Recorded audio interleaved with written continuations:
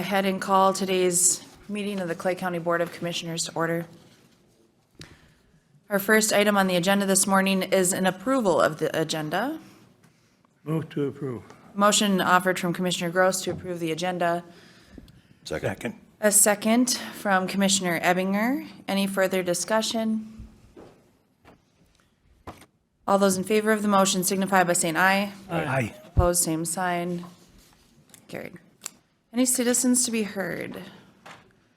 There's any citizens in the audience wishing to address the board on any item that is not posted on the agenda? Any citizens to be heard? Steve, have you had any online correspondence in regard to this item? I have not, Madam Chair. Thank you. The approval of payment of bills and vouchers. So move. A motion from Commissioner Campbell to approve the payment of bills and vouchers. Second. A second from Commissioner Kaylee. Any further discussion? All those in favor of the motion signify by saying aye. Aye. Opposed, same sign. Bills are paid. The minutes from September 27th, 2022 were included in the packet. Move for approval. A motion offered from Commissioner Ebinger to approve the bills or minutes from September 27th as presented.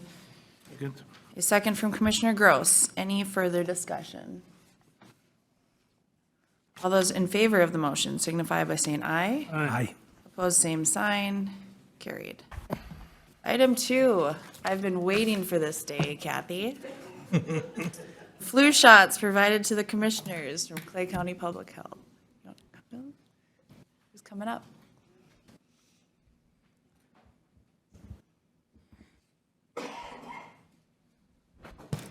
Good morning, Madam Chair and Commissioners. I'm so glad you are excited, Commissioner Mojo, Madam Chair, about the flu vaccine.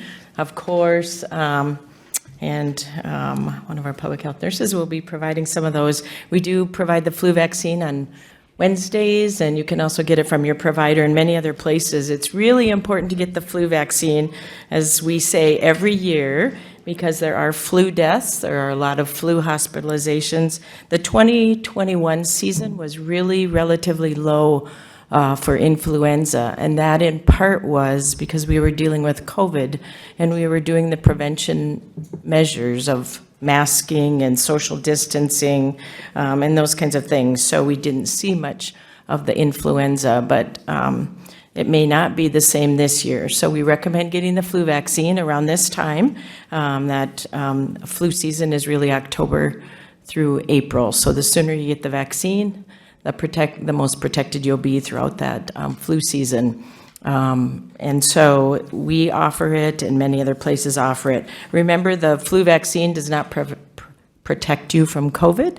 The COVID vaccine does not protect you from influenza. They are different viruses that are circulating. So you need your COVID vaccine, you need your flu vaccine. The flu is, sometimes there's misunderstanding. And it surprises me every year. We have people that say they have the gastrointestinal symptoms, so they had the flu. The flu shot is for respiratory. Influenza is a respiratory illness. The same with COVID is a respiratory illness. So you have the fever, body aches, cough, those type of symptoms. That's what the influenza vaccine will protect you from, is the respiratory illness. If you have gastrointestinal symptoms, you have some other stomach virus or a norovirus, foodborne illness, something like that. So the flu shot does not protect you from those kinds of things. You cannot get the flu from the flu shot. That's also something else that we hear people talk about. The vaccine is a killed vaccine, so it's not live, so it cannot create flu-like symptoms. You can get a sore arm, and you might have a little bit of some side effects from the vaccine, but it does not cause you to get the flu. The flu vaccine is recommended for children as well as adults, those that are high risk, those with chronic health conditions, 65 and older, and then, of course, the young children need the flu vaccine as well. So it's good for everyone. Well, thank you so much. Some of the commissioners up here have already beat us to this by already having their vaccines, so We do appreciate you and Cheryl for taking time out of your day to come to the board today. Does anyone have any questions? The audience gets flu shots too. Yes, well, I think last year, any audience members that wanted one. Cheryl, if you have any extra, I think there's a couple hands we can get, consent sheet. I did bring extra. Perfect. We highly recommend it for everyone to protect yourself and everyone around you. Yeah, well, that Thank works you. just great. Anything else? All right, perfect. Well, thank you so much. No tears, anyone. I'm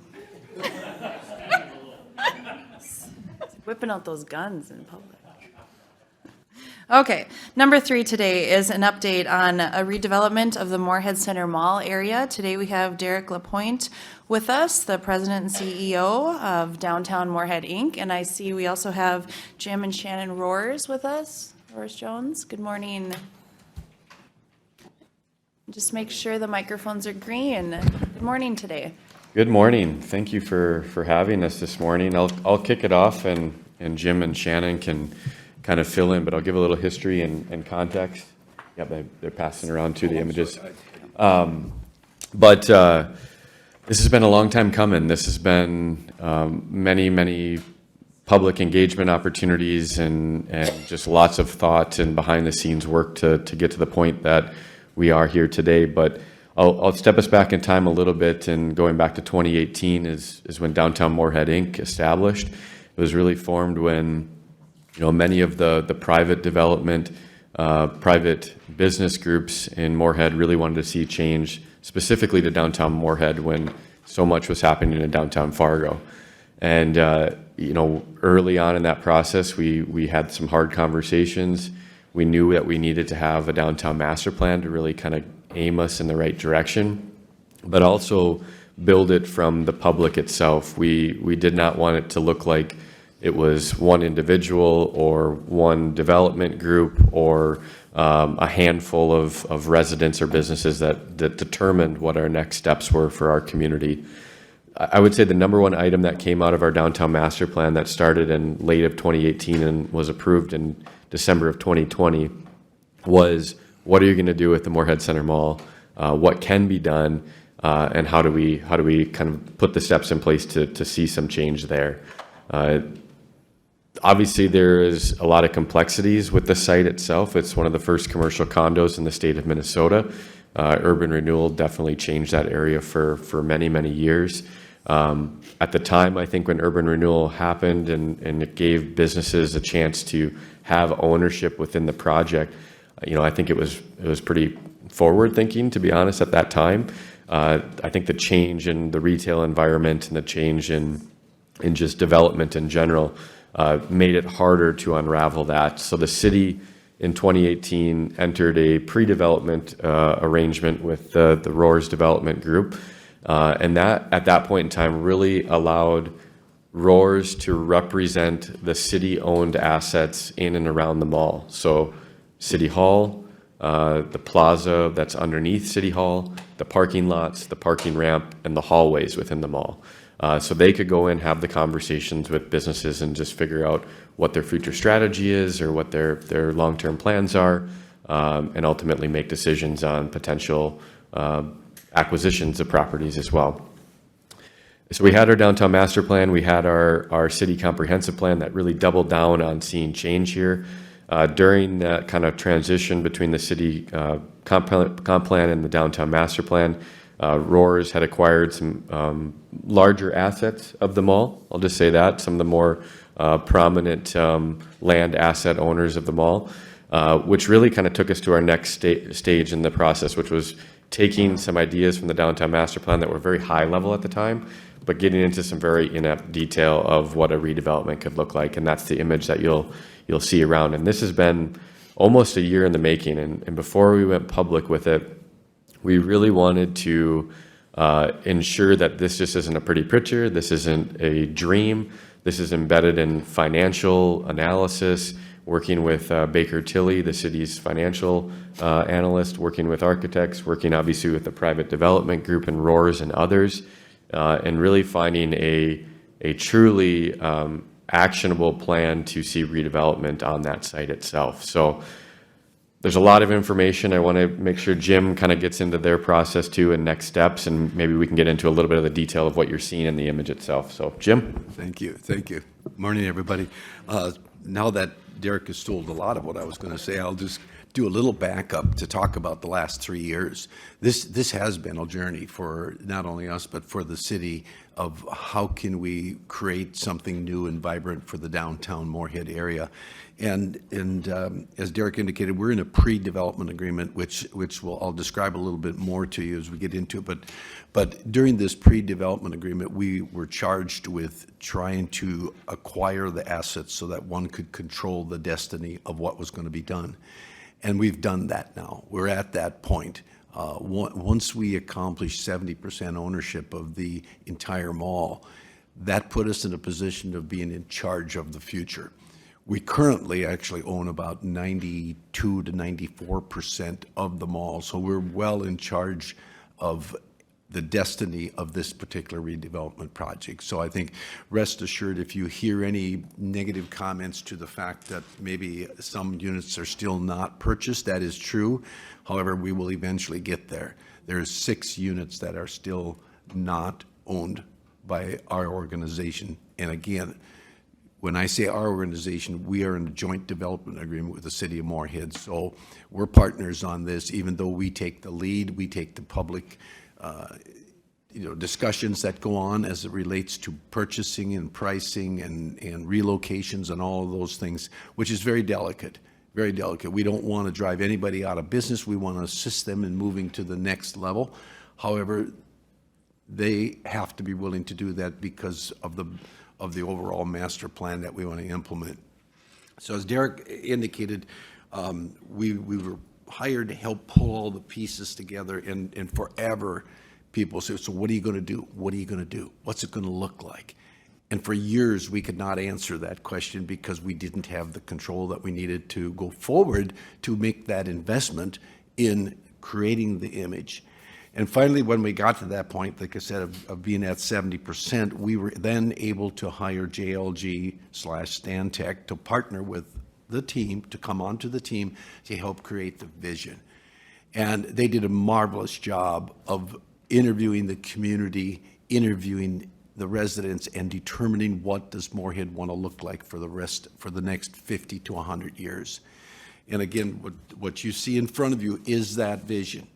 Now, we do plan on executing a vision that's similar to this. However, every developer that comes to the table, we do not see ourselves as being the developer. We're the master developer. We work right hand in hand with the city of Moorhead. The next agreement that we're going to enter into is the master developer agreement. As we talked about, the pre-development agreement is coming to an end. Master development agreement now is going to be executed, which will probably go another 5 years, right? By the time other people now begin to see the vision and begin to engage in reconstruction of the downtown, it's going to take us at least 5 more years. So you'll see us back here talking to you again over time and updating you as to what's going on. But I will tell you that the developer community of this region has come to the table. We are visiting with all of the 4 major developers, and each one of them has kind of looked at a piece of this vision and said, hey, I could see myself doing this. I could see myself doing this over here. And that's going to bring this whole thing to a reality at a much quicker time than if you, for instance, thought we were going to be the best, the only developer. It would take us 10 to 20 years to develop this program. So we're not that person. We are here working side by side with the city to get it done. So with that, I think I'll just stand for questions. That's kind of the overview of where we are. And we're moving forward. And I would love to have your comments on the vision, because it has yet to receive a negative comment in my estimation. So I think JLG hit it right on the head. I'll touch on just a couple quick highlights of just the plan itself. So for those that are watching online or looking, you can go to morehead.com. That's where this image kind of rests, and other kind of facts of the project and ways to contact the team to ask questions as well. But again, we're looking at multiple mixed-use buildings. We're looking at, retail, mixed uses, residential living units. When we say residential units, I know a lot of people get hung up that it's only apartments. This is just in the infancy stages of this, where we see potentially independent care living for seniors, condos, hotels, you name it. We have about 1,200 units planned within this site itself. We have public spaces defined within the site itself where the existing city hall is, which again may not be city hall in the future, but it's depicted here. We have access to the river. We have Center Avenue that's obviously in a change right now. And there's lots of elements of just why the design is the way it is. And I know JLG has done a good job of describing that online. But I'll leave you with, before we get into questions, is that this whole site, again, is just under 16 acres. Right now, the taxable value of that site is just under $20 million. So the whole mall site itself. Preliminary valuations, when we've ran numbers with Baker Tilly, our financial structures, is north of $250 million. So this is a substantial project for Moorhead, for the region, for the county. We truly believe this is probably one of the biggest downtown projects outside of the Minneapolis-St. Paul metro. So this is going to take a lot of different partnerships, a lot of different strategies. The state of Minnesota has been engaged in this as well through a variety of different things. I think this could be a really nice capstone project for greater Minnesota as a whole. So with that, I think to Jim's point, we'll love to hear your questions and try to answer them as well. Well, thank you so much for being here today, and definitely thank you for providing the visual. I think it's really exciting, having grown up in Moorhead. Very exciting to see what the vision is and the hope, and to hear about the partnerships, the discussions that are now happening, just to mold maybe what this will look like. Do you want to talk a little bit about the actual blocks or boundary of the project per se, and how it relates to some of the issues that we talked about internally? Yeah, so the bounds of the project itself, we have, the 3rd Street along the river's edge, 1st Avenue North, the center, to 7th Street. That's the bounds of this project itself. The image, the buildings on the far right side is actually where the United Sugars kind of parking lot sits right now. There's a lot of different pieces of this, again, as we're describing. You're going from a mall structure, one solid building, to now putting back into a grid, a more urban design kind of structure. So there's a lot of infrastructure that's to go into play, but there's a lot of value assets of just parking lots that have sat there for many, many years that were, I'll just say, not utilized to its full capacity, right? And certainly not generating taxable value. So the way this has been set up too, and Jim, I'll let you kind of allude to this as well. Kevin Bartram owns the United Sugar building and parking lot. So that piece of it, that kind of eastern part of it, is something that is already in the works through a separate developer, obviously working within the structure of the design elements. But there's many pieces of this, many blocks that we're going to be working. Probably our next step will really be creating some type of preliminary plat, something to show the development communities of what parcels may be for sale then moving forward. That's going to be probably our next biggest step. And that's true. And Kevin's a good partner because he's done a lot in the city of Moorhead. He's a proven commodity. He had a vision for that United Sugars plant or site, but we've taken that and blown it up. We said, Kevin, don't think about this little site that you have here today. Think big, because we've got access to a whole thing. And now our most recent conversation is he wants to take land to the north and he wants to give up land to the west. Perfect. Exactly what we want to hear. We want you to take and do the right thing. Let us help you get the real estate that you need to put your project together in the most successful manner. So that type of conversation goes on with the other developers in the community also, has been going on with them. And so, yeah, we see that there's room for a lot of things to happen here. I think the other thing that we should probably forewarn you is that this thing has the potential to grow.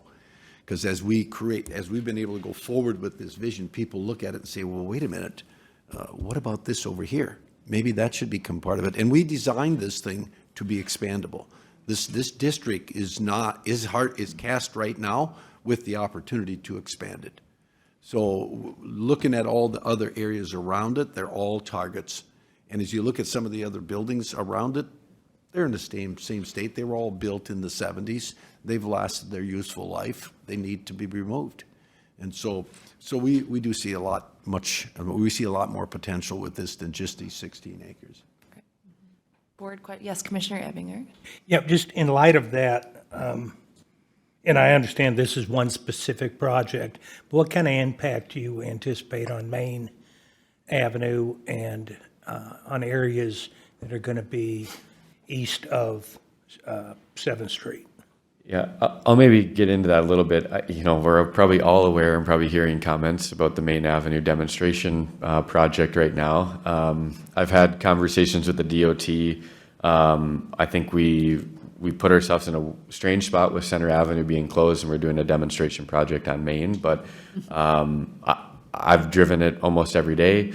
I think there's opportunities, and I think if you just look at it in its current state, it maybe doesn't make a lot of sense, but if we're moving in the direction that we want to move to, which is creating a neighborhood, creating these mixed-use projects, creating just purely some redevelopment, we're going to need those implements of parking. We're going to need that traffic calming approach to see some transition in these areas. I'll say some of those areas off of Main are a little bit more challenging. We've had some longtime owners there. We'll continue to work with them, but it's very similar to the mall area. Like people know what they have and they're fine with what they have, right? So it's going to take some time, I think, for areas to transition. We've seen development, I'd say, across downtown Moorhead be sporadic for the last 5 years since I've started. It's kind of been pieces, and it's really where folks can consolidate, where developers can consolidate, get enough land to ultimately do a project. This is one of the few ones since the redevelopment of the Kassenborg block that we're seeing kind of some development along the riverfront, which is where we feel is the biggest opportunity and the most desirable land because of the riverfront, but also our connection to Fargo and the ability to kind of complement the two downtowns and see transactions between the two. So I think it's going to take some time on Main Avenue. I think there's pieces that need to fall into place that can help us get there. I see more opportunities at this point in time, as Jim was stating, with stuff south of Center Avenue. Right now the U.S. Bank building is for sale, but we've been getting phone calls, and I think some movement will happen there. We have not depicted on here, but the Epic Companies is still doing the Bolig property, which is the parking lot directly west of the U.S. Bank building. We're having great conversations, and Steve Scheel is still on my downtown Moorhead Inc. board.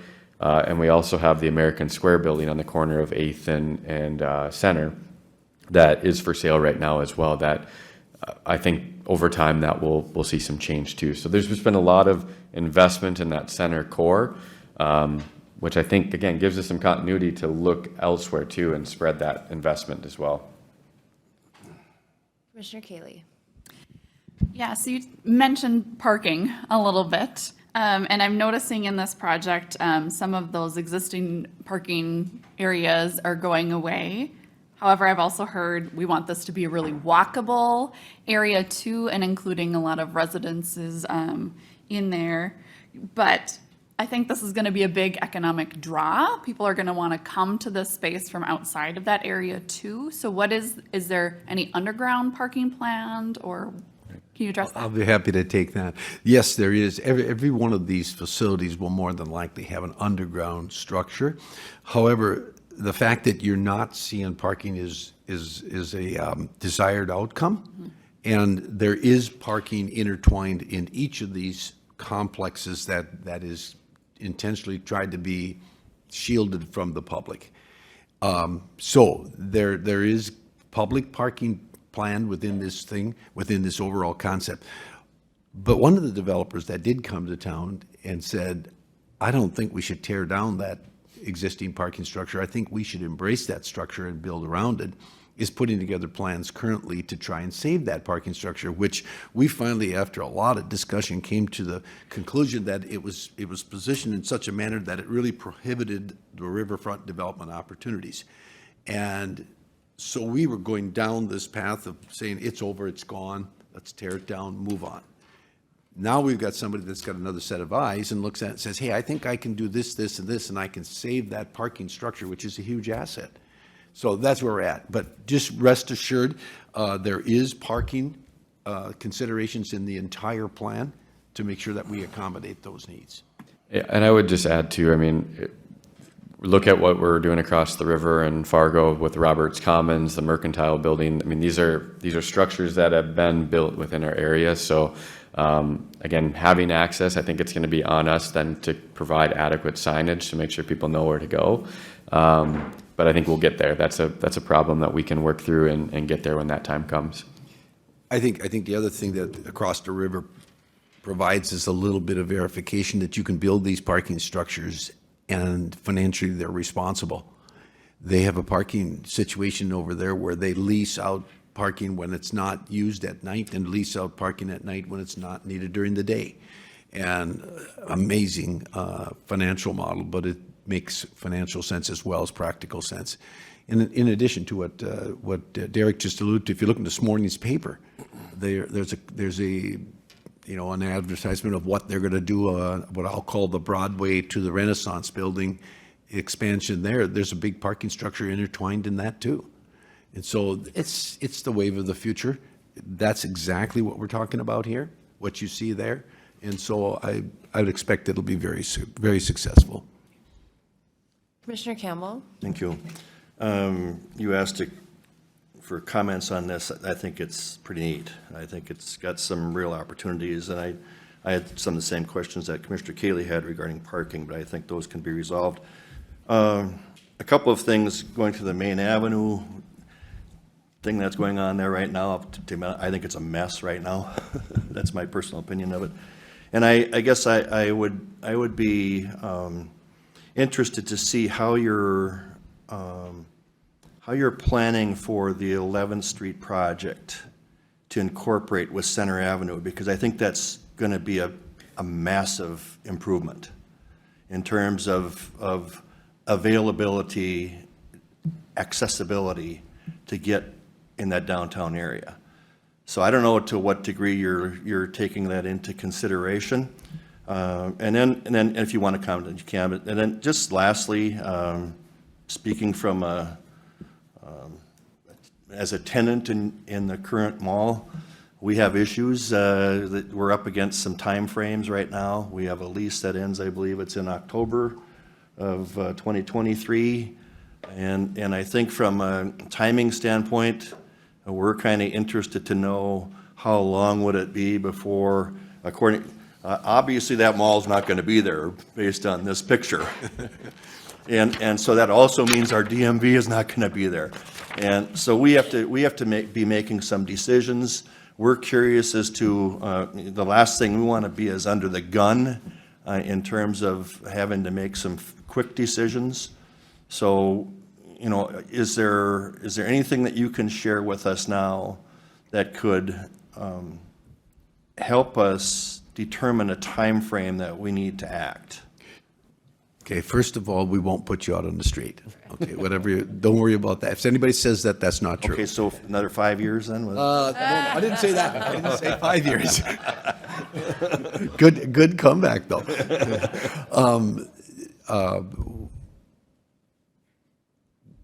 The November vote is a critical point in what happens in our future. Sure. And so when that comes and goes, we'll be able to much closely identify the next 5 years of activities. Sure. And so once we get that established, we're going to be able to sit down with you and say, okay, here's what we see happening in the next 5 years based on that activity being the starter of all activities. I would imagine we will find you a spot someplace that'll work for you to make the transition smooth as we possibly can when we know when we have to have the building go down. So it's kind of a poor answer, but know that we're not going to throw you out on the street. We will work with you. We will find you a spot someplace, somehow. As well as some of the other tenants that we have here that we want to survive. We want to work with, maybe Kevin's project takes off first and picks up some of these needs and brings them over there. Or the other side, whatever. This project, the interesting thing we didn't share with you, but it has 3 different ways of being developed. We can develop it from the east going west, we can develop it from the west going east, or we can just knock it down and start right in the center and work both ways. It appears working from the 2 peripheral sides coming in is the way it's going to be, which says then that facility that you're talking about is going to be there for a long time. Now, November's vote could change that whole conversation. Sure. So we've kind of been waiting for that to go more public with how what was going to go down first. Okay. You know, the other interesting thing is City Hall in the early parts of this conversation was going to be gone. It was an ugly building, nobody wanted it, or it was going to be refaced or repurposed. Today, it's an iconic structure. It sits right in the middle of of the whole thing, and it's a key part of the downtown redevelopment. So things ebb and flow with us as we go through these processes, but I will tell you that November is a big day for us, and that's going to set a lot of direction for the downtown redevelopment. And I think it's probably fair for folks that maybe haven't been aware of those prior conversations, what the November vote we're alluding to is, you know, this isn't a presentation on the Moorhead 56560 or the yes 56560 or the library vote. As you look at this, that structure is a very large component in what the future development is. And so depending on what the public chooses there, I think really changes the direction and scope and timeline as well. So, yes, Commissioner Keeley. If I could just finish and add on that, I'm sorry. But if the vote was no, then the developments from the outer sides coming in are more likely to be the answer. If the development is yes, then of course that's a key component to the center of the downtown redevelopment. So that. Yeah, I can just address it really quick on 11th Street. So there's a lot of moving parts at 11th Street still right now, as you're well aware of. I know in our downtown master plan, you know, it took 1.5 years to get to our approval on that one. We took a lot of time to look at that project and what that does to our downtown, because we certainly need it from a public safety standpoint in a transition between North and South Moorhead. But the last thing we want is it to completely segment our community, right? That's why I think it's been so important. We've had a lot of people dedicate their time to be on the design committee and some of these preliminary groups with DOT, looking at the proper elements and how they're sloped. Are they walled? What type of amenities are there? Is there public art? So I think there's a lot of focus on just making sure that when it's done appropriately, that it's connecting back to our communities, and also protecting some of those investments that have already been happening near and around that corridor, whether that's the Simon Warehouse or Vanna or Junkyard, some of those assets that are right there too. So we're very closely looking at that and how it impacts our future. Commissioner Keeley, and then we'll run back. Yeah, so you mentioned that City Hall might be preserved as, you know, kind of a historic piece that can be worked into the design. I'm wondering if you are talking with our historical society at all about some other pieces of this downtown area that we might want to preserve and incorporate into the overall design. We've had some preliminary conversations, probably not to the full scope of what you're describing. I think there's ways that we're looking back in time of urban renewal, looking at elements that were there, not bringing back exactly what was there, but elements of how you can take some of that history, some of the folks that remember the times when they're at certain places, and seeing if we can incorporate that in there. You know, purely from a historical standpoint, the existing site doesn't meet a lot of those standards, but we do feel that as we were kind of going through the design and looking at the City Hall structure, the way that structure is built for a long, long time, solid concrete. Certainly there's HVAC and other amenities that need to get upgraded, but the ability to repurpose that, and then when you really break it out of the mall structure, not just the pillar, the thumb sticking up, it has a unique design to it because of the way it flows underneath that public plaza kind of area. Once you open it up to the elements, you bring some green spaces around it. It just has a different presence, and we, again, went back and forth on it many times, but we felt that City Hall has no plans to move at this point in time. We'll just lay that out there. I'm not going to speak for Dan Molly, but the intent is that they are staying in that building, but if something were to come along that would help the development or give some urgency to see a change, then that time will come and the proper steps will be made to find another location for City Hall. I think another thing as it relates to historic preservation, pretty much everything's gone. You know, in 1973, they leveled everything. They leveled every building that they could get their hands on, and that's where your history is. It's gone. And so this is not the area to try and preserve history. This is the area to try and recreate the future. And to that point, you know, when we the team went to work to try and feel out what is it that the city wants to be and what it wants to look like, the Scandinavian theme continued to come through and through. And if you look at this, that's why you see some of the architecture that's currently presented to you, is because of those findings. So that's the historic elements that we're tapping on, is more the field and culture than it is the bricks and mortar that one time stood here. Commissioner Ebinger. Yeah, just give you a little feedback. I grew up on rivers, the Ohio, the Arkansas, and the Mississippi. And I moved here in 2006 and looked at the Red River and the property on the Moorhead side around it, and for that matter, at that time, Fargo. And I thought, why isn't anybody developing this? I never got a good answer. I get the flood, and granted, in 09, that answered the question to some extent, and I think with the diversion, that is going to be a moot point.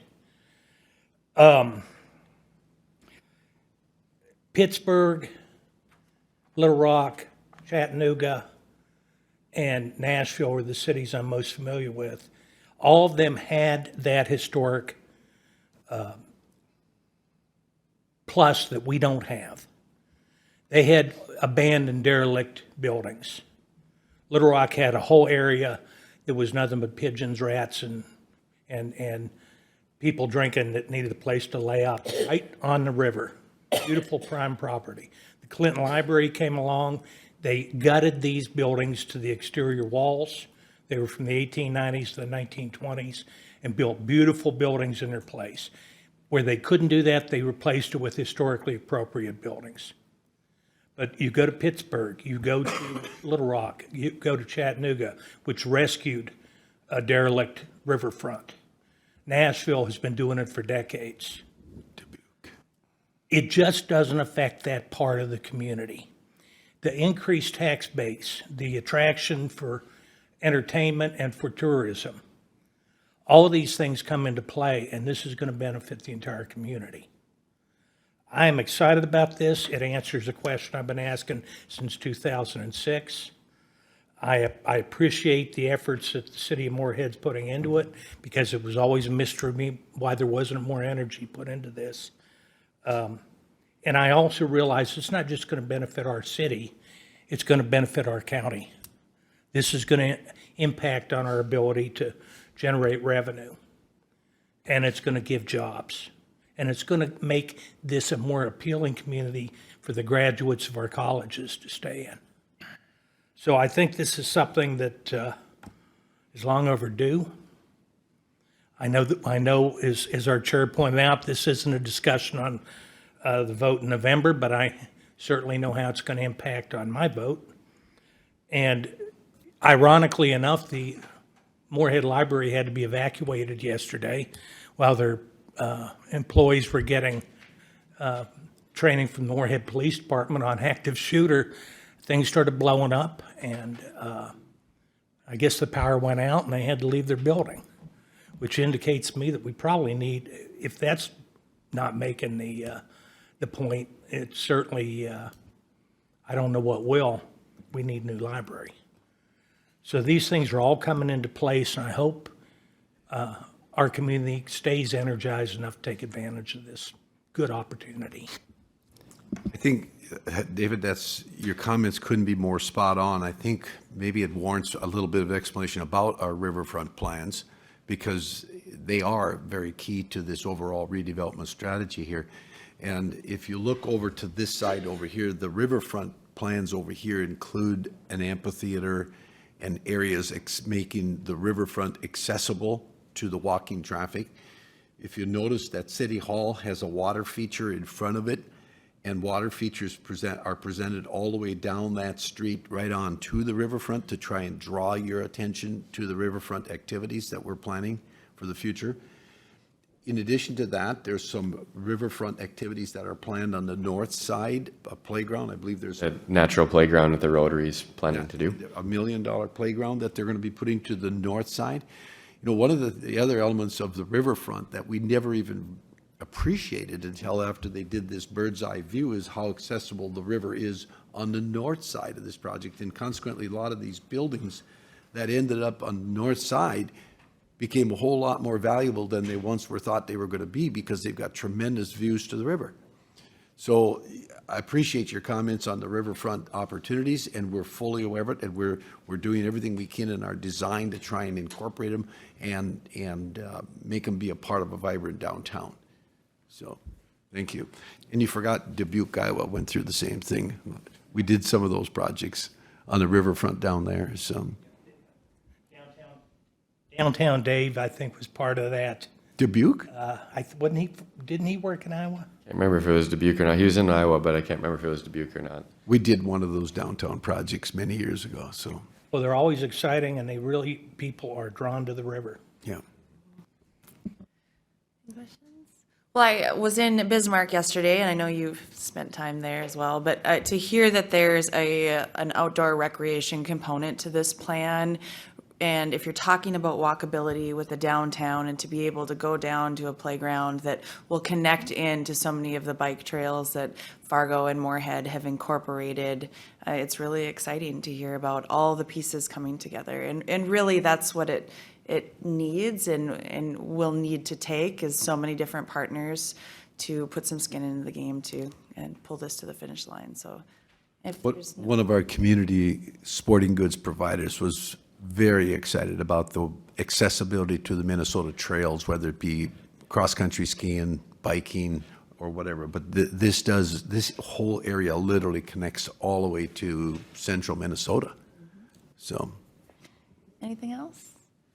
Thank you so much for your time today, and we'll look forward to future conversations. Thank you.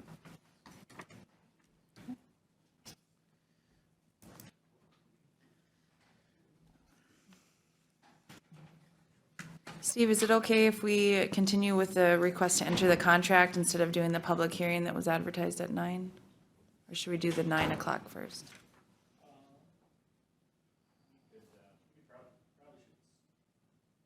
Madam Chair, we probably should do the public hearing first. Okay. Then if we might, board, go with our number 5 item, which is the public hearing advertised at 5 o'clock, or not 5 o'clock, 9 o'clock, to support the 2-year residential property tax abatement program with resolution 2022-30. Move to open the We hearing. have a motion from Commissioner Campbell to open the public hearing. Second. A second from Commissioner Kaylee. Any further discussion? All those in favor of the motion signify by saying aye. Aye. Opposed, same sign. We're in open hearing. All right, thank you, Madam Chair. Commissioners, if you recall, back on September 13th, Lisa Bodie, Government Affairs Director from the City of Moorhead, came before our board requesting an extension on the Make Moorhead home property tax rebate extension. That's been in place since 2012. If you recall, at that time, Lisa reported that from 2012 to 2021, there have been 1,350 homes that have been built under this program with a combined taxable value of $390 million, with impacting $6 million annually. We heard that in working with the different industry leaders, that this tax abatement is important for people when they're making their decisions on where they want to build. So this board unanimously supported the extension of that program. and thus we're bringing forward this morning our county tax abatement program. The resolution before you this morning for your consideration is 2022-30. It would provide property tax abatement for residential properties for fiscal years 23 and 24. If this board would approve this, as we've done in the past, we would reach out to other cities, townships, school districts to gauge their interest in participating, which they would then need to be required to provide a resolution to Lori's office by December 31st, 2022. And with that, I would yield for any questions. Thank you, Steve. Discussion. Commissioner Campbell. Thank you. When this was first implemented, we were trying to find multiple, and I think Karen might have even come up with the term, we needed multiple tools in the toolbox, so to speak, for being able to have economic development in Clay County, and it certainly has worked. I think this has been a tremendous program. You don't even have to look just to Moorhead, but you can look to Dilworth, you can look to Barnesville, you can look to Hawley. All of those local entities have also tied on to this program, and it really has worked. It's part of the reason why we continue to be one of the fastest growing counties in the state of Minnesota, is the ability that we give to people to have the opportunity to come here and start. And so I fully support this program, and I think we should obviously move forward with a yes on this. Okay. Other board questions? Nothing else? I also agree. I think that the cities that have taken part in this in collaboration with us, we've heard from them, not just the big cities, but the small cities, how much of an asset it is, and it really is helpful in recruiting people to their communities, and feel that it is definitely that tool in the toolbox that people are looking for in times where building is expensive. Anything else? Then what are the board's wishes? Yep, we gotta close. No. Move to close public hearing? We have a motion from Commissioner Kaylee to close the public hearing. Second. A second from Commissioner Ebbinger. I just didn't know if we called for any public. Oh, I'm sorry. We have not. I'm sorry. We do have further discussion, so we have a motion and a second, but is there any further public input or comments? Yes. Good morning, Karen Lauer. Good morning. How did I miss that up? Sorry. Good morning, Commissioners. Thank you for the opportunity to just make a few brief comments from what I'll refer to as Greater Clay County out in Barnesville. The comments that have been shared thus far about the importance of this program certainly are emulated in what we've seen in Barnesville. Barnesville is a unique community in that our newest housing development is actually a project of the Barnesville EDA.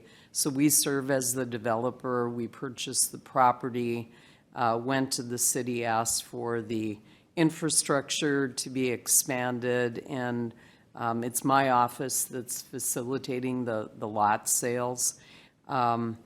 And I think that the extension at this point really comes at a critical moment in time. We are in a period of high interest rates on the increase, and what you've seen, not just in Barnesville, but in Moorhead, is slower lot sales as a result of this. So incentives become even more critical in that type of economic climate. The other thing that I think is quite interesting, I've done a fair amount of research over the last 60 days, is the impact that housing has on development of our school districts. And competition exists not just in the housing arena, but in the educational arena. And Minnesota certainly has a strong reputation of having a very high quality educational system. But in Barnesville's case, as we attract young families to the community, it not only, puts in place new tax base that has an impact on the county, but when it brings new students into our community, we're garnering additional funds from the state. And these are some pretty significant numbers, and I've put together some numbers that I'm going to be presenting to the Barnesville School District. When we look in our new developments and we see these young families moving in, just in the course of the last few years, we've seen 76 kids between the ages of 5 and 18 move into our new housing development. So at our current general education aid of $6,863 per pupil, these kids are bringing into the school district in excess of $500,000. So keeping our school district strong keeps Clay County strong, and so that housing is a critical component of that. So again, from a timing perspective, we have just invested $27 million in expanding the Barnesville School District with the expansion of our elementary as well as our high school. So continuing to grow the tax base and continuing to attract children into our community is critical, I think, to the long-term success of not only Barnesville, but to Clay County. So on behalf of Barnesville, I would urge you to extend this program for an additional 2 years, and thank you for the opportunity to speak this morning. Thank you, Karen.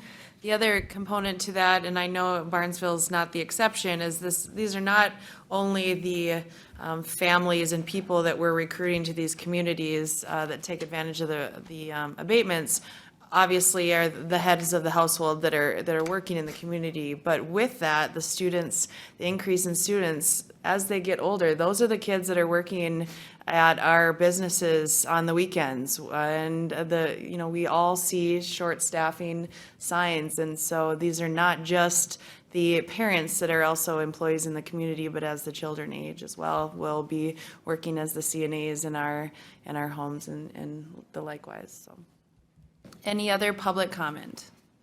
Yes. I'll be really brief because I know Lisa touched on a lot of it from the Moorhead perspective, but I'll just maybe give the spin from the business side of it too. And the amount of conversations, especially over the last year, that have related to housing in particular, when businesses are looking to move into a community or into a region, has become one of the #1 priorities for that business relocation. That and childcare, right? So those are the big ones. Certainly having a region that provides such a program, I think, is competitive for us. But we certainly have other opportunities and other challenges ahead of us as well. So with the tight market that Karen just alluded to as well, plus all the other factors that businesses are facing right now, I think supporting this program is truly a needed thing for us to continue to grow as a community. So thank you. Any other members of the public wishing to comment on this? Anything else? And since my Robert's rules is terrible, I already have a vote and a motion and a second to close the public hearing. Any other comments on that? All those in favor of closing the public hearing signify by saying aye. Aye. Opposed, same sign. Carried. Madam Chair. Yes, Commissioner. Madam Chair, I would move resolution 2022-30. Second. Motion offered from Commissioner Campbell to approve the resolution 2022-30, a second from Commissioner Kaylee. Any further discussion? Any further discussion?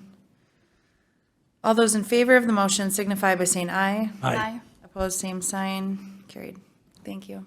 Thank you for those that spoke on this as well.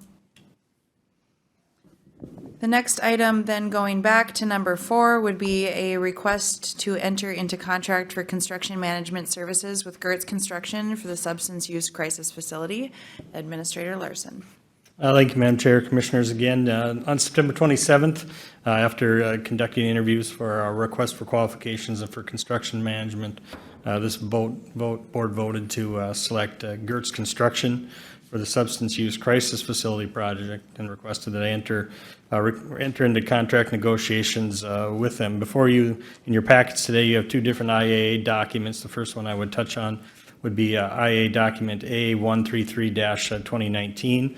That's a CMAR agreement for construction management delivery services. Again, just as a reminder through our interview process, the contract before you is based on an $11.5 million construction fee. The understanding that there are additional soft costs with FF&E, other fees for services, contingencies are also in that portion that gets us to that $13.99 million range of where we've moved forward and approved. The terms of this contract are consistent with the fee structure and the schedule that was provided at the interview. There would be a $25,000 pre-design fee. There would be a 3% construction fee based on that $11.5 million, which would be $345,000. And then there would be a personnel fee of $651,000. Again, that would be based on the 14 months. And that breaks down to $46,500 per month. Again, these terms are subject to change based on the final GMP and also the length of what the project would be.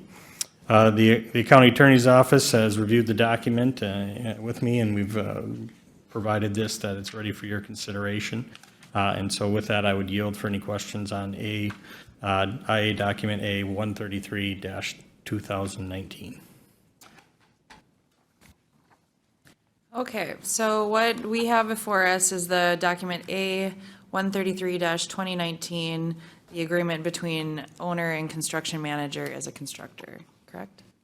And Yes. is this the CMAR? This or is the CMAR. This is the CMAR contract. Okay, and so as per discussion afterwards, there was also discussion to look into as a contract as CMA. And is that the C132-1 or 2019? That is, Madam Chair. Okay. And so just to touch base on that, again, when it comes to a CMA rather than a CMAR, we don't have a guaranteed maximum price. Rather, we have a bid project price with that.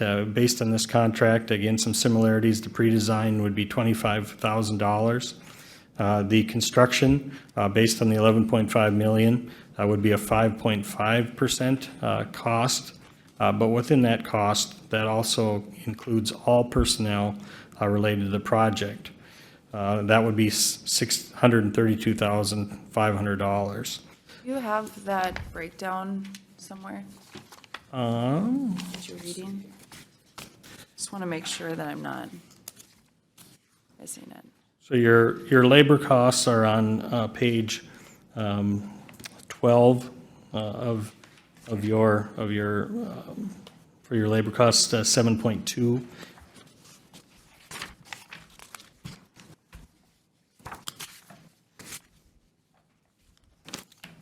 So that lays out who would be the participants in the project. I'm looking at the wrong page. Sorry, I gotta jump back here. It was page 12 on the CMAR. On the CMAR, yeah. So your compensation is Article 11, which would be 11.1, page 21, talks about the construction fee of 5.5%, the lump sum of $25,000, and again, that fee based on the construction costs of 11.5 million. So based on the conversations I think you've had extensively with our county attorney and Joe and Lori, in terms of the project that we're getting, when it comes down to the two contracts, we'll get the same project, but what is the financial difference between these two? Yes. So the financial difference is about $300,000 from a CMA. What the CMA does is the CMAR provides guaranteed maximum price, but there's the potential that if the project goes on outside of the scope of the 14 months, that we would incur the additional $46,500. And so the CMA provides a hard deadline. So in the event that at 13 months, this project isn't done, Gehrtz Construction wouldn't be allowed to charge the county any additional funds. They would have to finish it based on the contract provided. And outside of the scope of these two contracts, internally, we've talked about what that contingency fund that we internally would earmark. Right, and so in the CMA contract, in our CMAR projects, we always have a contractor contingency, which is included in the construction fee portion, and then we have an owner contingency. In a CMA contract, there's no contractor contingency, and so the county, I guess, has full say of what those contingency dollars are. Now, again, there's our history has been is that we have about a 3 to 5% contingency in those different areas. Again, we would be working with Gehrtz Construction in identifying what that percentage would be in a CMA. I do anticipate that it would be higher than the 3 to 5% that we would carry through that. But that's, I guess, the difference that you would see in. Which is obviously separate from this, but I think Correct. we've always discussed the contingency component. Yes. And Yes. is there board questions on the two options? Part of the discussion early on is we were concerned, one avenue allows the county to have more say in low bids. And part of our concern was that we didn't want to strap a certain department head down with doing all of the work that it would require for that. Have you been able to identify what additional duties that would put on the department head? There's a number of concerns I think that this board discussed earlier in the interview process when discussing the CMAR versus the CMA. I've had the opportunity to talk to Mr. Gehrtz on multiple occasions. On one occasion, the attorney's office, Mr. Leeser and Mr. Melton were present. On another occasion, Mr. Olson, our facilities director, was part of that. And so one of our concerns is that we would have Mr. Olson tied up as far as oversight of the project. That does not appear to be the case. We've checked the different references, including the the school district, and the amount of engagement would be similar to what we've done in our other projects, where essentially as a committee, we build them around the meetings, whether they're weekly, whether they're bi-monthly. And so it does not appear that it would require any additional work, limited additional work on Joe's end. The other thing that we talked about from a level of concern was bonding of our subcontractors.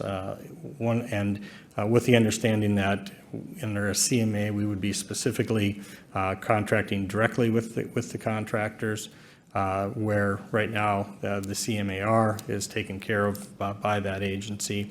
The practice that Mr. Gehrtz described was they work with our county attorney's office. They establish a contract which meets the needs of our building project, and then essentially they'll bring forward each of those subcontracts, which will be our responsibility. But through the process, Gehrtz Construction would take that contract and still evaluate to make sure that it's within the scope, that the spending is where it needs to be. And so that appeared to not be an issue. We would, from the auditor's standpoint, we would need to write multiple checks instead of one check. In talking with Lori, that would not be a concern. And then the other piece from the auditor's office was, that was an area of concern, was ensuring that at the end of the project that all of the financial and all the information that would be required for an audit would be there as it had in the CMAR, and that has been confirmed that Gehrtz would provide that for us. Okay. Board questions? Yes, Commissioner Ebbinger? Those were some concerns of mine during the conversation. I spoke to the operations director at the school district on another matter, and that reflects his response to me on his experience with this contract management. So I'm comfortable with your reporting back that these are issues that have been addressed. Board questions? Commissioner Campbell? When we called for these bids from, and we ended up with 3 interviews, hadn't this board already determined that the CMAR was the way we wanted to go? And in the process, were there any of those other ones that did not even bid on the CA versus this? Yeah, very good question, Commissioner Campbell. Madam Chair, one of the things that we've talked about with Mr. Melton, Mr. Leeser, is from the standpoint when the RFQ was put out, each company that submitted their RFQs had the ability to select the path that they felt was best for this project. And yes, in that process of the companies that we received, we did only have one company that did provide an RFQ for the CMA version of that. This board did make the recommendation that moving forward, that when it came to the interview, the CMAR was the preferred version of that. Having said that, during the interview process, Mr. Gehrtz also shared, in addition to providing the CMAR information, which was what this board made the decision on selecting the construction management delivery portion. They provided both the CMAR and the CMA information, and once that decision was made, from the beginning, Mr. Gehrtz was adamant that he felt this is a straightforward project, and the best path forward for the county would be a CMA. But we did, I guess, from the legal standpoint, we did talk with Mr. Melton and Mr. Leeser in regards to if in making a decision to go to a CMA versus a CMAR, based on the advertisement, and maybe Brian can speak on that, but felt that we wouldn't be putting the county in a position of any liability. True. That's all I'd add. There's no other liability per se. I mean, every person who was given an opportunity to bid was given an opportunity to provide information on both. Whether they chose to do one or the other or both was up to them, and then ultimately it's up to the board to decide, but it was giving those different companies different options if they chose to give that. I think up to this point, I think only Gehrtz, as far as I know, was the only one that gave both a CMAR and a CMA, which again, just gives the board some other options, but it doesn't produce any other liability for the county or for the board itself. Commissioner Gross? Is there a completion date in these contracts? I noticed in the one part there, it says if it's not completed within 36 months. That's correct. I mean, it has to be outside of the scope. So the estimates that are provided are based on the fact that we do the project as it's drawn. If we have additional things that need to happen based on what we want, that could lengthen that contract, they could look at that. I think the 36 months number was intentionally put out there so far, so realistically that probably wouldn't ever come into play from the standpoint that Gehrtz feels like this is probably a 13-month project. Okay. Well, I guess I was under that impression that it wasn't a 3-year project. No. There is a hard date out there based on the grantor, though. That's correct. Yeah, we need to be finished with this project by December 31st of 2024. So from a funding standpoint, that's the goal of the timeline that we've discussed. Discussion.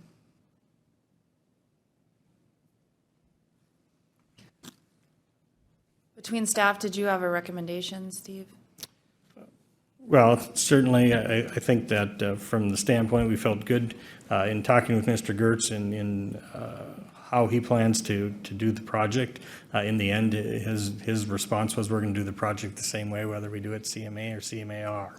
And so I think from a cost savings perspective, the recommendation, I think, from the auditor's office, the attorney's office, and talking with Joe and myself, I think that it would make sense to, if the board wishes are, we would recommend to make an option or to do the CMA.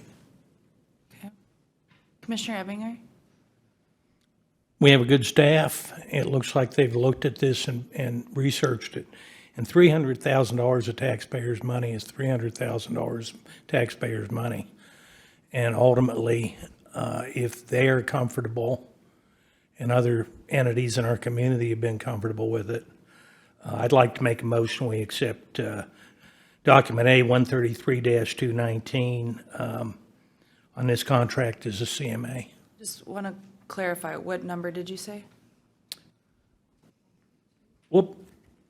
Oh, I think it's A 133, the CMA contract or CMAR? CMA is 132. Okay, I'm sorry. C 132-219. Okay, there's a motion offered from Commissioner Ebinger to approve document A 132-219. Second. A second offered from Commissioner Gross. Discussion from the board. Just correction, it was C 132. Yes. Discussion from the board. All those in favor of this motion signify by saying aye. Aye. Opposed, same sign. Passes. Thank you.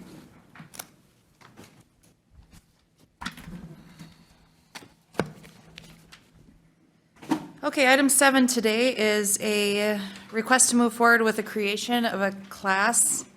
Oh, I'm sorry, item 6, too many scribbles. Request from the support for the Buffalo Red River Watershed District to utilize MSA 103D-905 Tax and Authority for resolutions 2022-31 and 2022-32. We have the Buffalo Red Administrator Christine with today, and all 3 of our appointed members. If you'd like to come up, you are off. You can grab a chair, grab you another microphone. Good to see you all.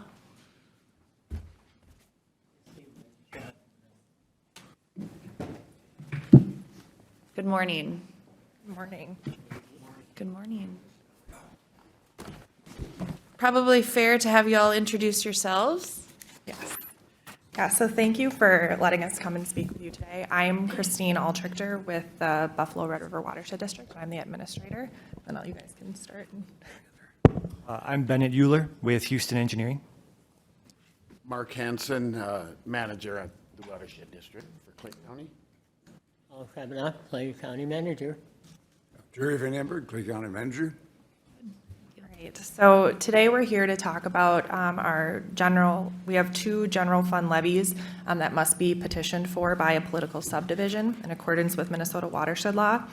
And these proposed resolutions allow for the taxation of Clay, Wilkin, Becker, and Otter Tail County residents within our district for administrative costs, construction, implementation, and maintenance of projects that benefit residents of the whole watershed district. And so we come to Clay County for this request because the Clay County residents account for 73% of the taxation, which is determined by taxable market value. And so today we have 2 resolutions that we're looking for support on, and both of them are in the amount of $754,234.61. And this is for a total of $1,508,469.22. And so these funds will be used for programs such as contributions to the Soil and Water Conservation Districts, River Keepers, the Red River Basin Commission, and then our Water Quality Monitoring Program, and also our Stream Gauge Monitoring Program. And then we also use it as match for state and federal grants that we receive. And then we also use it as for project development costs for our projects such as the South Branch of the Buffalo River Restoration, the Lower Otter Tail River Restoration, the Whiskey Creek Enhancement Project, the Upper Buffalo River Restoration, the Stony Creek Water Resource Management Project, and then also the Glendon East Tributary. And so both of these general funds will be used for water-related concerns across the district. And then now I'll go over a little bit of the information that was included in your packet. So on the second page, there's just a brief history of some of the funding and why we utilize this particular funding opportunity and why we feel that it's the best option for being financially responsible for the funds that we collect via taxes. The next page has the number or the amount of grant funds that we have been awarded since 2013. So we've received just over $39 million in grant funds. And so the money that we collect through these assessments are used as match for a lot of these grants when we need them. And since this list was created, we've received some additional funding as well, and then also recommendation on some other grant applications that we anticipate we'll have in 2023 to use as grant match. And then the final page is, or not the final page, the next page is more of a breakdown of the specifics of the allocation for the funds that we plan on using. So we anticipate contributing around $140,000 to the soil and water conservation districts. A lot of that goes towards technical assistance on some of their grants. We help match, provide the local match for that. We have education and outreach, like I mentioned before, and then some of those other programs and projects that we work on, and then also some general maintenance as well. And then the second resolution will be for more of that grant match, and then also a lot of it will go towards the Glendon East Tributary restoration as well. Okay. Thank you for that update on that.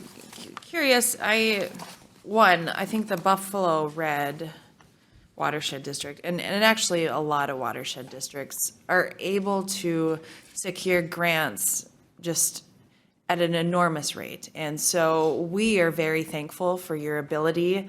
And I think the Buffalo Red has built a reputation to really be good stewards of the grant funds that have been awarded. And it's great to see what you do with that. Curious, as looking back a couple years, those awards that have, the grant funds that have been awarded, how are those projects sitting? Are they moving forward? Are they stagnant? Are there anticipated dates? Just for this board who maybe are not aware of all of the, maybe Clay County specific projects. Yeah, so they're all moving forward at various stages. A lot of times it comes together, we're trying to pull as many grant funds as possible, and so we'll get one grant and then another one might be coming in a year. So just trying to manage construction and phase construction in a way that allows us to use as many grant funds as possible and then not have as much local contribution. One project that isn't Clay County specific, but it's one that I think is a good example of it is our Whiskey Creek project. We have, I believe there's 4 phases of the project that we're working on, and most of construction will be covered by grant funds, but it'll happen over the course of a number of years just to make sure that those local contributions are kept down. So all of the projects are moving forward. So we've not had to give back grants that have been awarded because of lack of development? No, we haven't had to, not that I'm aware of. And I know because it's my district, I am really happy to see the funds awarded to the Stony Creek restoration. Can you talk a little bit about what the timeline on that piece is? I know that goes all the way back to 2020 with the 1.6 million. Yeah. Yep. So we are currently working on some of the final design, and we're hoping to get some of the temporary easements in place this winter, and hopefully bid it out next year to, I think our goal is next fall to start construction on that. Great. Questions from the board on the information provided? Yes, Commissioner Campbell? How does this compare to last year's total levy? Yep, so last year, the total levy was 1,700,000, and so this includes all of it with our administrative stuff as well, 700,000 or 759,000 so it's on the last page. I won't read the numbers too, but it's, so when we look at the, per 100,000, last year, that people would pay $18.88 per 100,000 of property value, and this year it's $18.84. So it's a little bit less. And I, just a couple more, do we, so the 140,000 that goes to the SWCD, Clay County also gives to them separately too, correct, Steve? That's correct. And what's that dollar amount? I'd have to look. I don't have that offhand. What, do you know what page of the budget? I'm just looking at, Right, I can look it up on our yeah, budget. okay. I'll look it up while you ask. Okay, then also, River Keepers and Red River Basin Commission, do we give any external agency dollars to I them? believe we give $1,000 to River Keepers, and the Red River Basin is, 1281. yeah. it's 1281.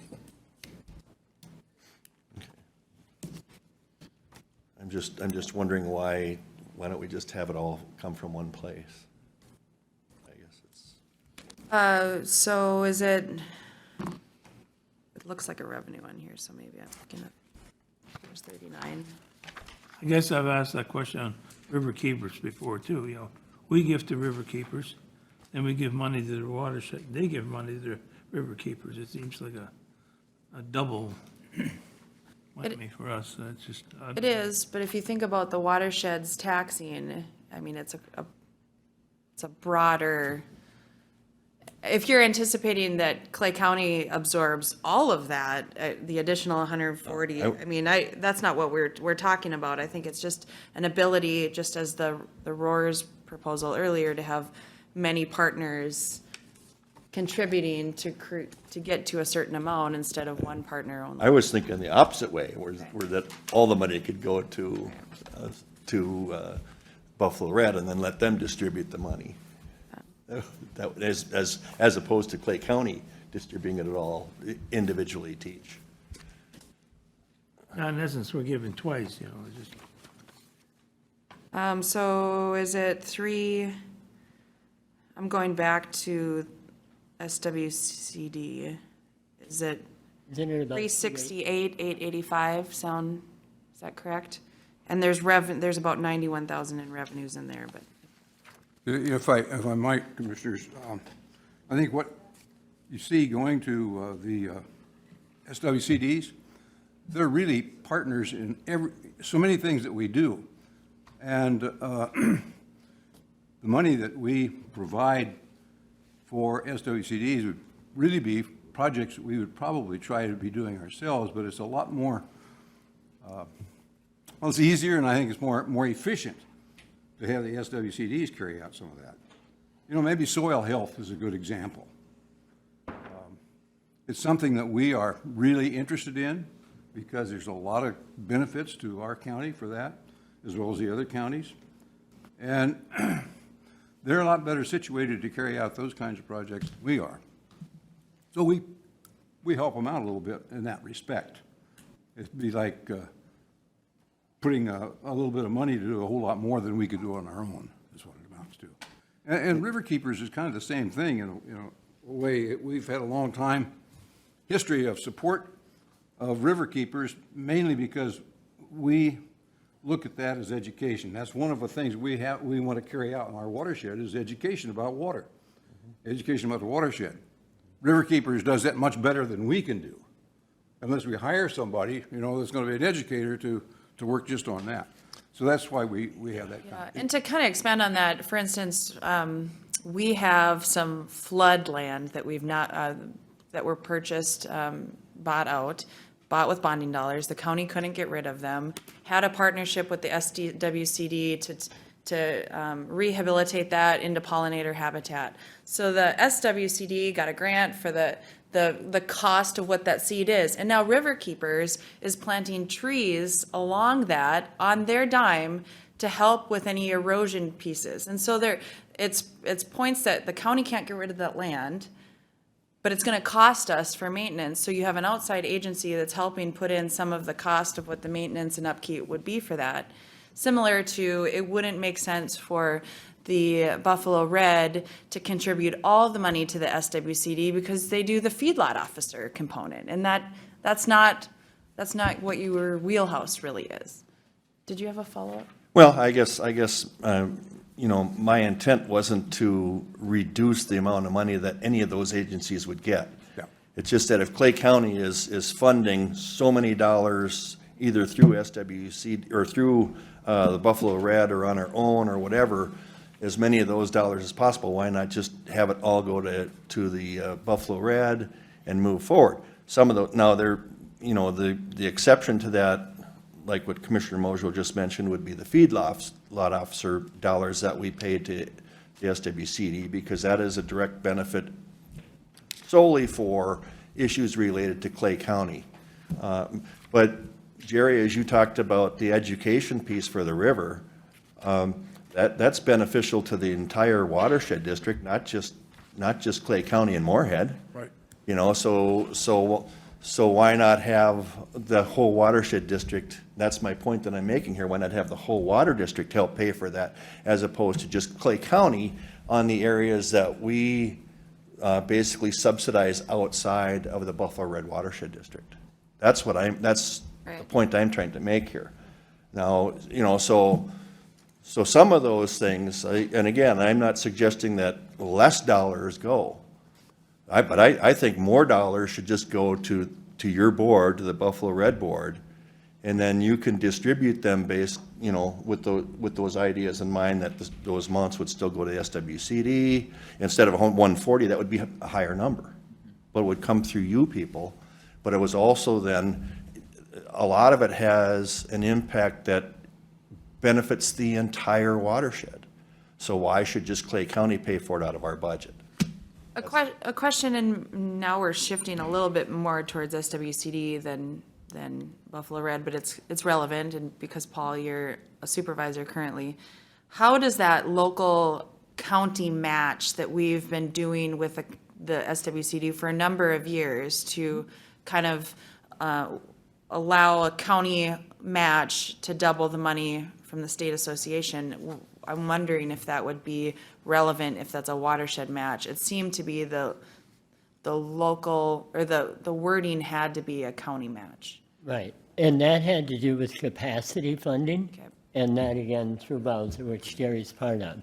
But that was something they set up in their capacity grant structure, that then we could make an offer and get an increase from you, and then Bowser would give us some more money.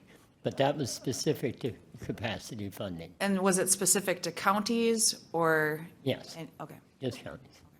It makes a difference too, because Bowser looks at what counties give to SWCDs. Those counties that give more receive a benefit Right. when it comes to grants. They're likely, you know, they'll put more on those counties because they know that they're doing it, using it, and doing the job. If a county chooses not to give their SWCD any money, which is a terrible idea, Right. then they really are penalized on that. Yeah, and I think, just to clarify, I don't think Commissioner Campbell's talking about reduction in funding to any of them, just clarifying what avenue makes the most sense. And if I may, that big amount of money, or the money that you contributed to the SWCD. Yep. Keep in mind that, you know, these are specific grants with certain parameters, right? The money we receive from you and that we get from the state, they can be used in multiple ways, you know, mostly for technical assistance. This is almost all technical assistance when it comes to this. But in other ways, it's about local practices, even, you know, projects that we're doing within the county that aren't, that we couldn't get funding sources any other way but through you, or but through our state allocation. There's a real independence out there if you want to work with it, so. So if there's any other questions, we can take those. Otherwise, there is Resolution 2022-31 and 2022-32 for the board's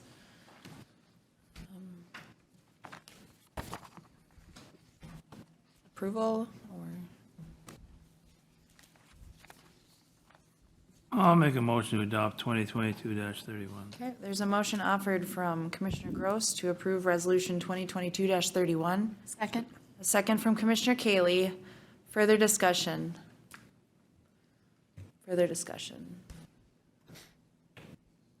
All those in favor of the motion signify by saying aye. Aye. Opposed, same sign. Carried. Resolution 2022-32. So move. Second. A motion offered from Commissioner Campbell to approve 2022-32, a second from Commissioner Ebinger. Any further discussion? Any further discussion? All those in favor of the motion signify by saying aye. Aye. Opposed, same sign. Carried. Thank you for coming today. Good to see you all. Thanks for your work. Okay. The next item on our agenda today would be item 7, a request to move forward with the creation of a Class A CDL payment policy plan. We have Darren Brook present. We also have Solid Waste Director Corey Bang, and then our county engineer Justin Sorum is here as well. Justin, if you'd like to come up. These really are the two departments that I think this plan would affect the most, and certainly they've been active in the plan.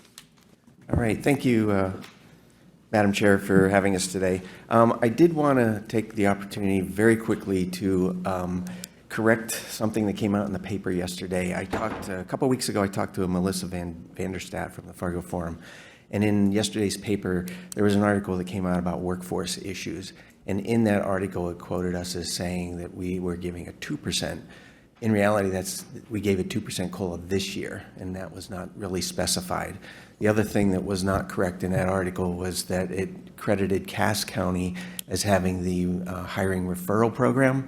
That was actually Clay County that is doing that. So I just wanted on the record for the public to know that that was not complete information, that they kind of got Cass County and Clay County mixed up, and I've already sent an email to Melissa to see if that can be corrected. Okay. So Thanks for doing that. want to put that out there.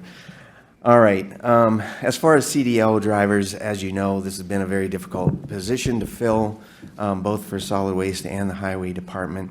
And so last week we went to the Personnel Issues Committee to discuss a possible way of getting truck drivers that may not have their CDL at this point, but having the county pay for that training to get them qualified to drive the semis.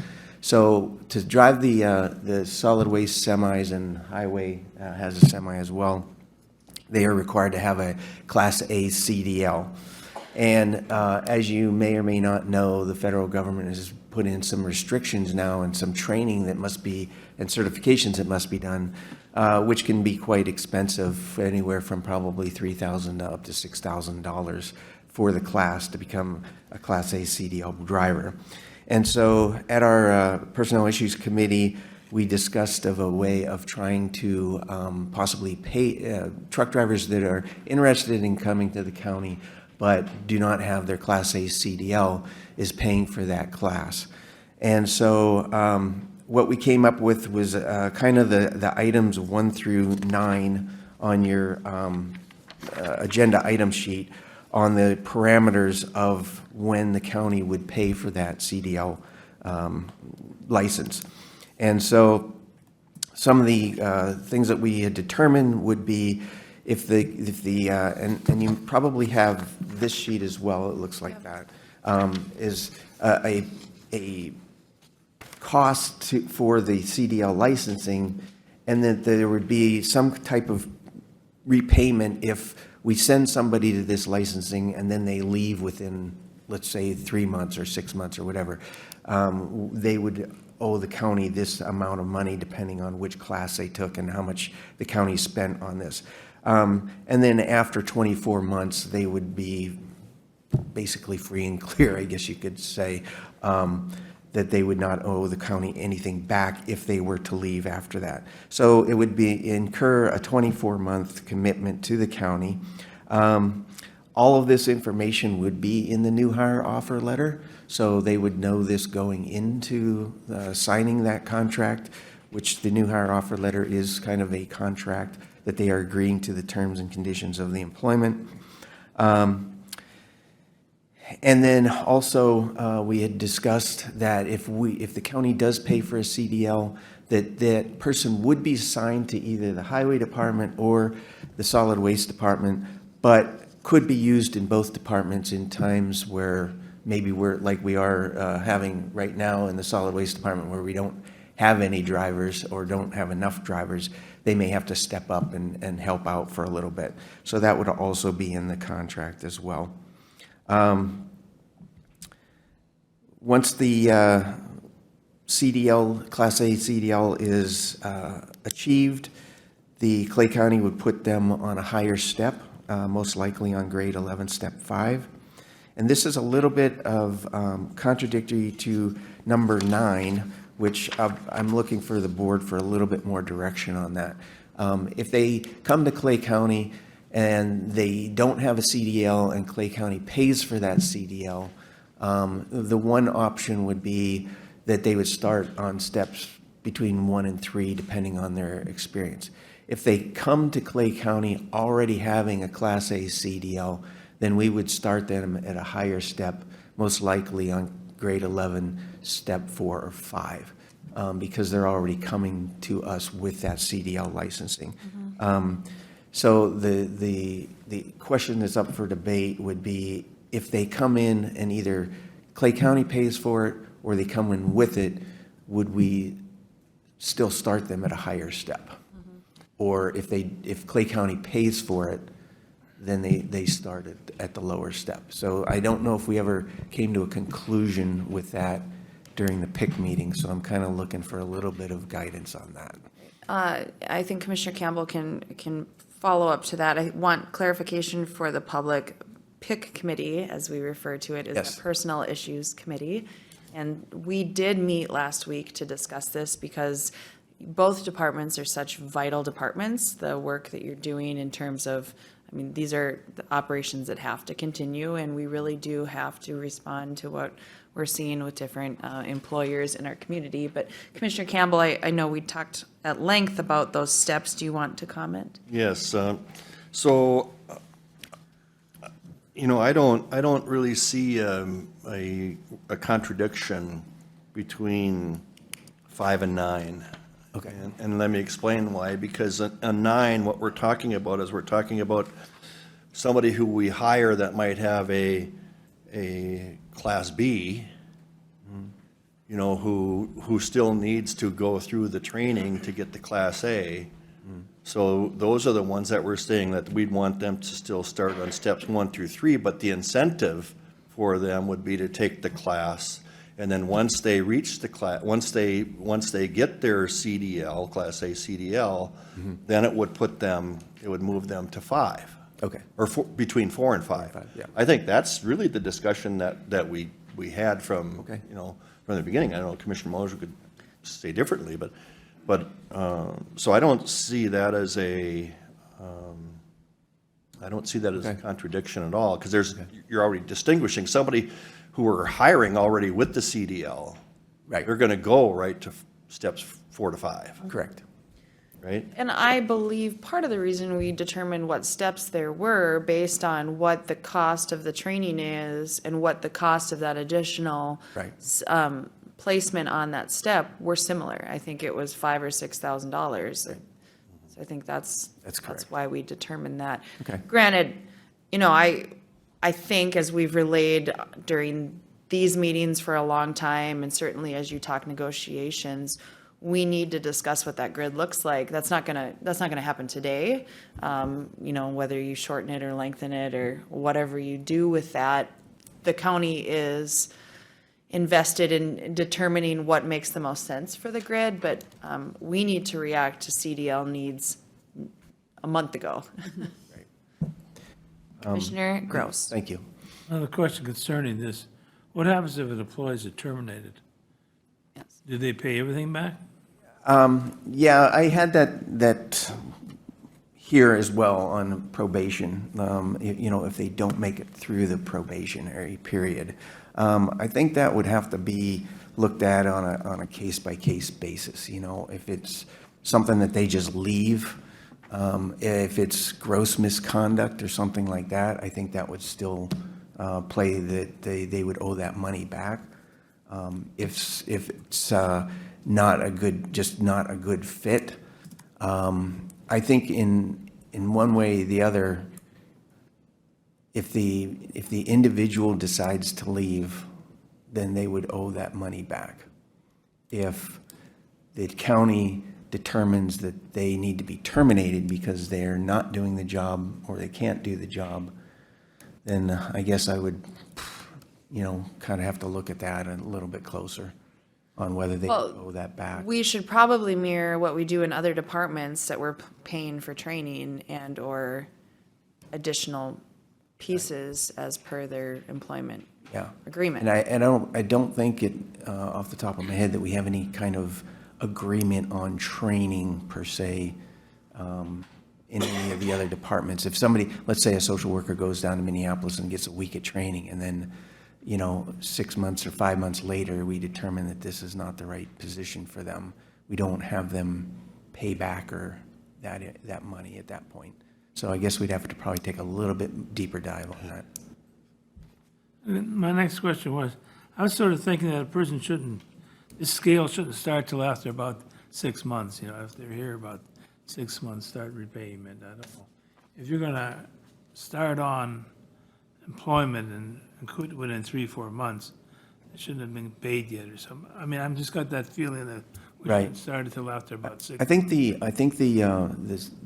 starting on step 4 or 5 has more to do with the attraction of getting people here. If we still say, oh, you're going to start on step 1, I'm not sure that we're going to get the applicant pool that we're going to need. I think it's fair to say in a public meeting, you're not going to get. Yeah. I mean, it's not that we think, we aren't going to get Right. them because we aren't getting them. Right. Happening right now. We're not getting them now. Apply, yeah. But I just, were you talking about this He's talking grid? about the repayment plan. Is that what you were The talking about? repayment plan. He's saying that repayment he doesn't think that there should be a repayment after 1 month. So you're saying because it'll take, I don't want to put words in your mouth, but because it'll take us amount of time for someone to get that, if then they decide to leave, is that what you're saying, Commissioner? Yeah, well, it just seems like we're paying them too quick. You know, they're not even trained in anything yet, and, If they leave. Yeah. yeah. If they They leave. leave with, Oh, Commissioner Gross, what this means is, say it takes, Commissioner Mojo decides to get her CDL. Not Commissioner. That would there, be just great. employee. Yep, perfect. And I can back a trailer. But say the county pays $4,000 for me to get the CDL, and I'm hired at the lower step because the county's gonna pay $4,000. Right. If after 5 months, in that $4,000 range, if after 5 months that I determine that I'm leaving Right. on my own accord, I owe the county $3,167 because it's prorated based on the amount of time that I've been able to use the CDL to help benefit the county. It's not the county cuts a check to the employee in that amount. Does that clarify it? yeah, probably I'm looking at it the wrong way. Okay. Yeah.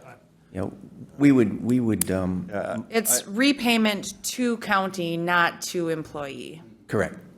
Okay, I think I'm looking at it. So it's a way of, by the amount of time that you're employed in the area, that's the consideration of the repayment to the county for the county being upfront and paying for that. Because really, with the change in requirements in CDL, it is a burden on people that are in, maybe in the trucking industry, that has a Class B, they really don't have, maybe they do, maybe they don't, cash reserves to pay $5,000 up front to get something. Right. Yep, that's exactly right. And I think that's the issue, is that people that may have a Class B or would like to get into CDL, they might not have $6,000 laying around to just plunk down on a class. Commissioner Campbell? Yeah, I want to touch base on the termination piece. It seems to me that if we go in and we pay, for example, if you look at you pay $6,000 for them, and for some reason they're terminated, the contract should still be based on this period of time that they should still pay that back. Right. Because even though, I mean, you have to do something to be terminated. But the fact of the matter is, if they're terminated, they've still gained, or they still have the value of that CDL that we paid for. That's true. So they still have something that benefits them moving forward. So I don't think that we should not collect because they're terminated. Okay. We hope that that never happens. Right. But they still have a value. Commissioner Kaylee, I'm sorry, I saw your hand first and then Ebinger. I completely agree. I'm just wondering, do we foresee any potential for an employee that is terminated and then all of a sudden they owe us several $1,000s to try to sue the county for that?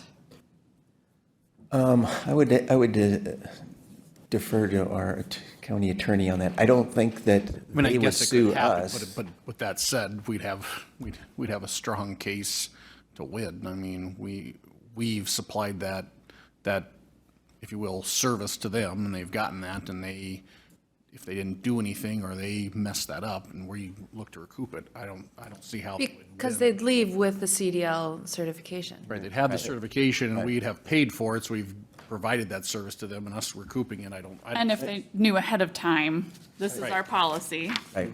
And that's why I said this would be all in the offer letter. I mean, it never stops anybody from potentially trying to do that, but I think we would be very likely successful if that ever came up in court. Commissioner Ebinger? Just to clarify, because it's been stated both ways here, the county will pay the cost of the CDL upfront. Upfront. Yes. Then it'll simply be their debt to the county is, as per this chart, is reduced each month. Right. Correct. If they leave, they'll owe us the balance of wherever they're at, which could probably be at least partially recouped with their last paycheck, vacation, whatever time PTL they've got, or PLT, whatever it is. PTO. Yeah, PTO. They can, we could recover at least that much on it. Yep. And the debt, we could collect as any other debt. Yeah. Commissioner Campbell? And I think going to Commissioner Kaylee's, so the idea in mind is that the county will pay the institution that's doing the training, not the individual. Correct. So the payment will go directly to them. So I don't know, I think your question was, can that employee come back and sue us? I don't know what they'd be suing us for. Just so that they wouldn't have to pay, whatever that was, because they felt like they were terminated unfairly or whatever. I just wanted to have the conversation, yeah. Yeah, but I do believe that, it's even like in many entities that even do sign-on bonuses, there's oftentimes deals like this that also come into play, and, Yeah, I mean, a lot of- as far as I know, it holds up. Brian. A lot of the sign-in bonuses, they don't give you a check on your first day. They Portion it after out. 6 months or a year, then they pay the whole thing out. Commissioner Gross? Do we have any requirement that they stay on further than the 2 years? Not at this point. I mean, after 2 years and their debt is paid, I don't think there would be any requirement for anybody to stay on past that. Hopefully they would. I mean, we have a lot of people that have stayed a long time in the highway department. So I don't think there would be any requirement after the 24 months. So we did talk last week at the Personnel Issues Committee about if this would affect any employee that has come on within 6 months, and it was determined that there was. Yep. So we would apply the step adjustment Correct. to that individual. Yep, that individual Came we with just a- hired, and In the highway department, he came with a Class A CDL. I think he was on, what did we put him on? Step 3. So we would probably put him up to step 5. Okay, Commissioner Ebinger. And just for public information, if somebody's interested, this would be training they do while being paid. Correct. That would be part of their job duties. Correct. And so they would be getting paid and getting their CDL all at the same time. One of the stipulations we put in here is that they would get their CDL within 45 days, hopefully earlier, but we put a limit on that because I don't know what the time limit and the availability of the classes. Corey probably knows a little bit more because he's been dealing with the actual people that are given those classes. Depending on which class we would offer them or enroll them in, could be anywhere from starting next Monday to starting the end of October. Some of them are a week long, some of them are 3 weeks long, depending on your ability or which school you go to. So I would reserve the right to use the one that suits our needs the best at the time. The price varies, obviously, depending on where you go, but the time frame would be a lot quicker to go to the more expensive one if they can be done in a week. Commissioner Campbell, and then. Yeah, just going to Commissioner Ebinger's comment or question there. Part of the training has a written component to it too. And that written component can be done online, when they're not working, right? Correct. You're required to take an online class and obtain your CDL test, your permit before you can take the driving class. So all that they could do in the evenings on their own time, before we enrolled them in the class, obviously. Once they get in the class, it's a week's driving time for the Veritas Crane class. And then they set them up for the soonest available test in Minnesota. And they've assured me they will go anywhere in Minnesota to get the test done as soon as possible.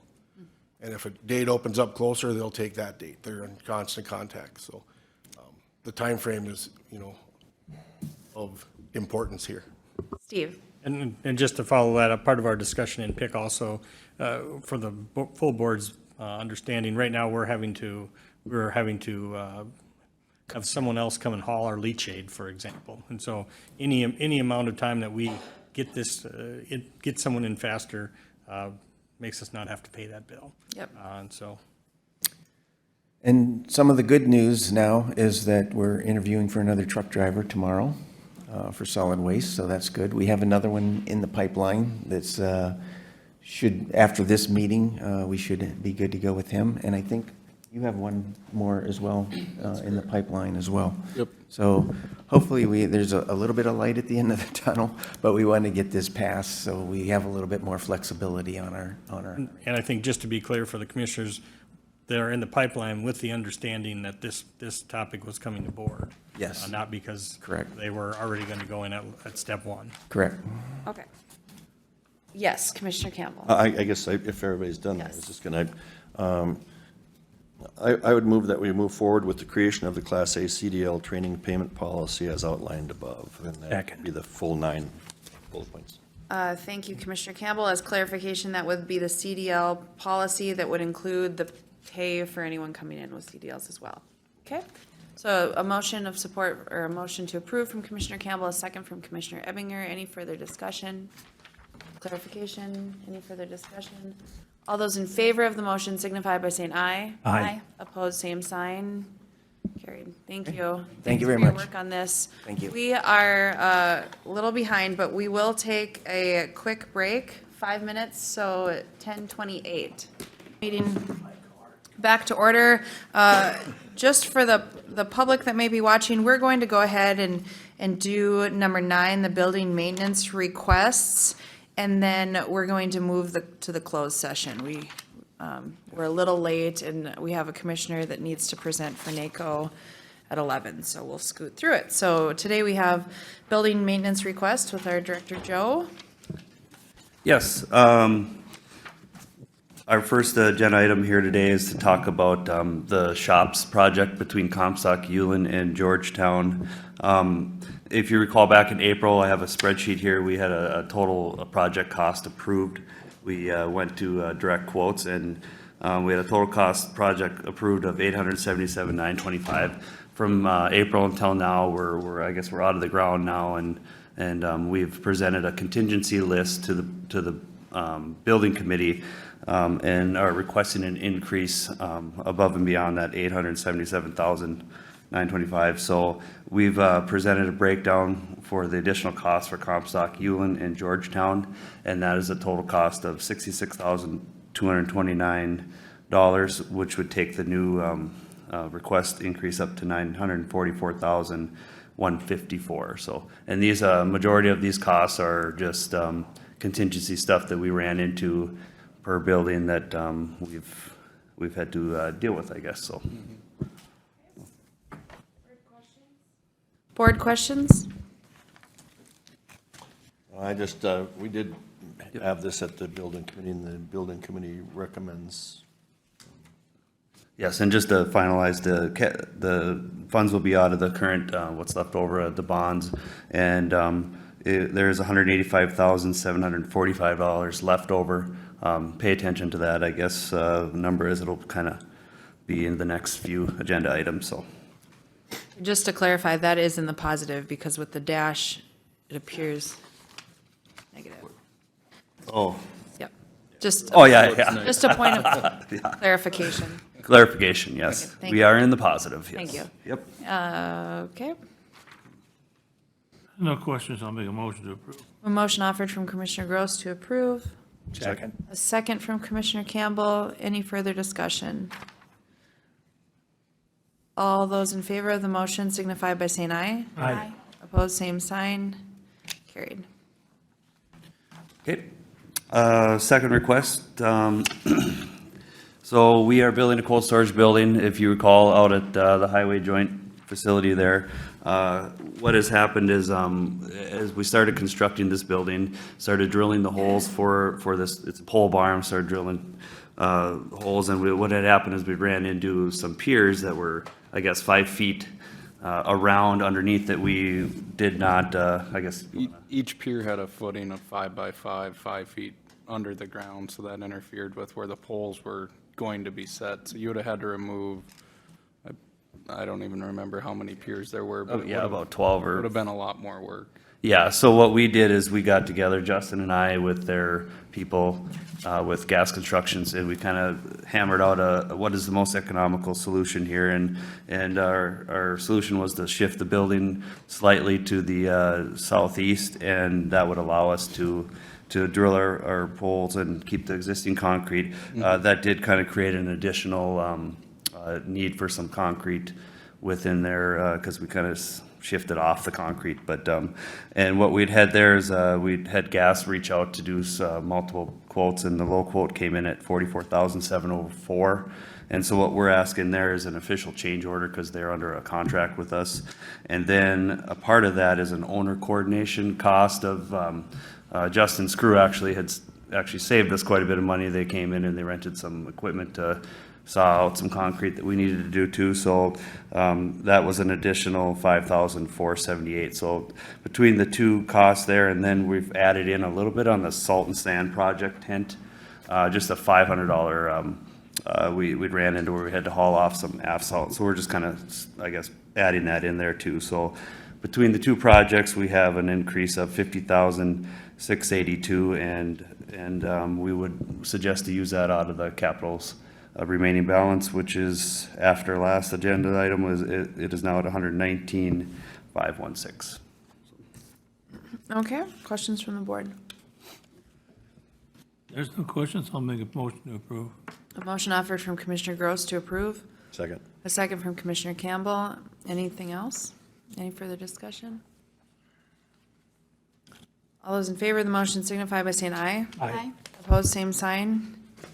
Carried. Okay.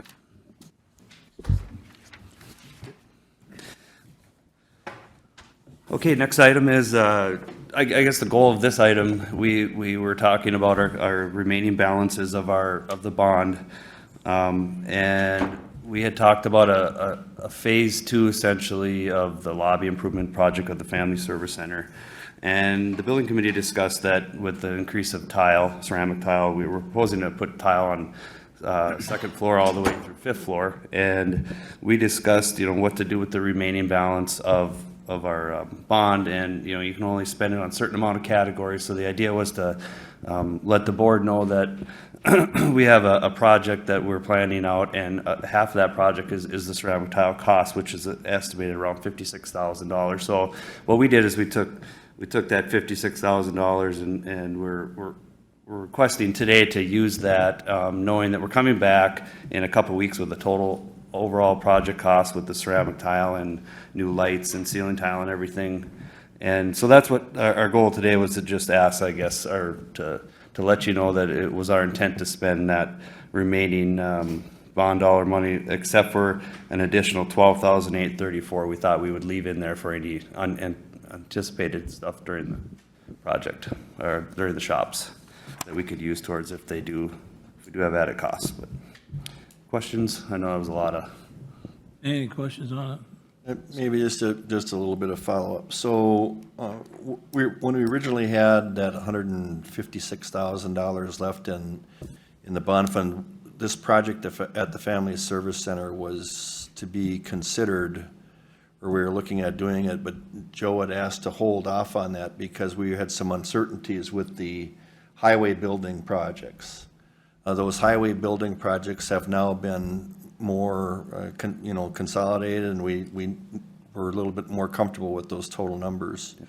So our building committee, we actually felt that we should move forward with the purchase of those tiles because obviously they're not going to get any cheaper, and the longer we wait, the more expensive they get.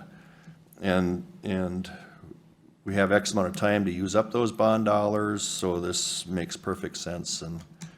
And I think once everything else is done, that $12,834 that's still remaining in the bond money could then be appropriated to do some of the labor piece of doing those tiles, right?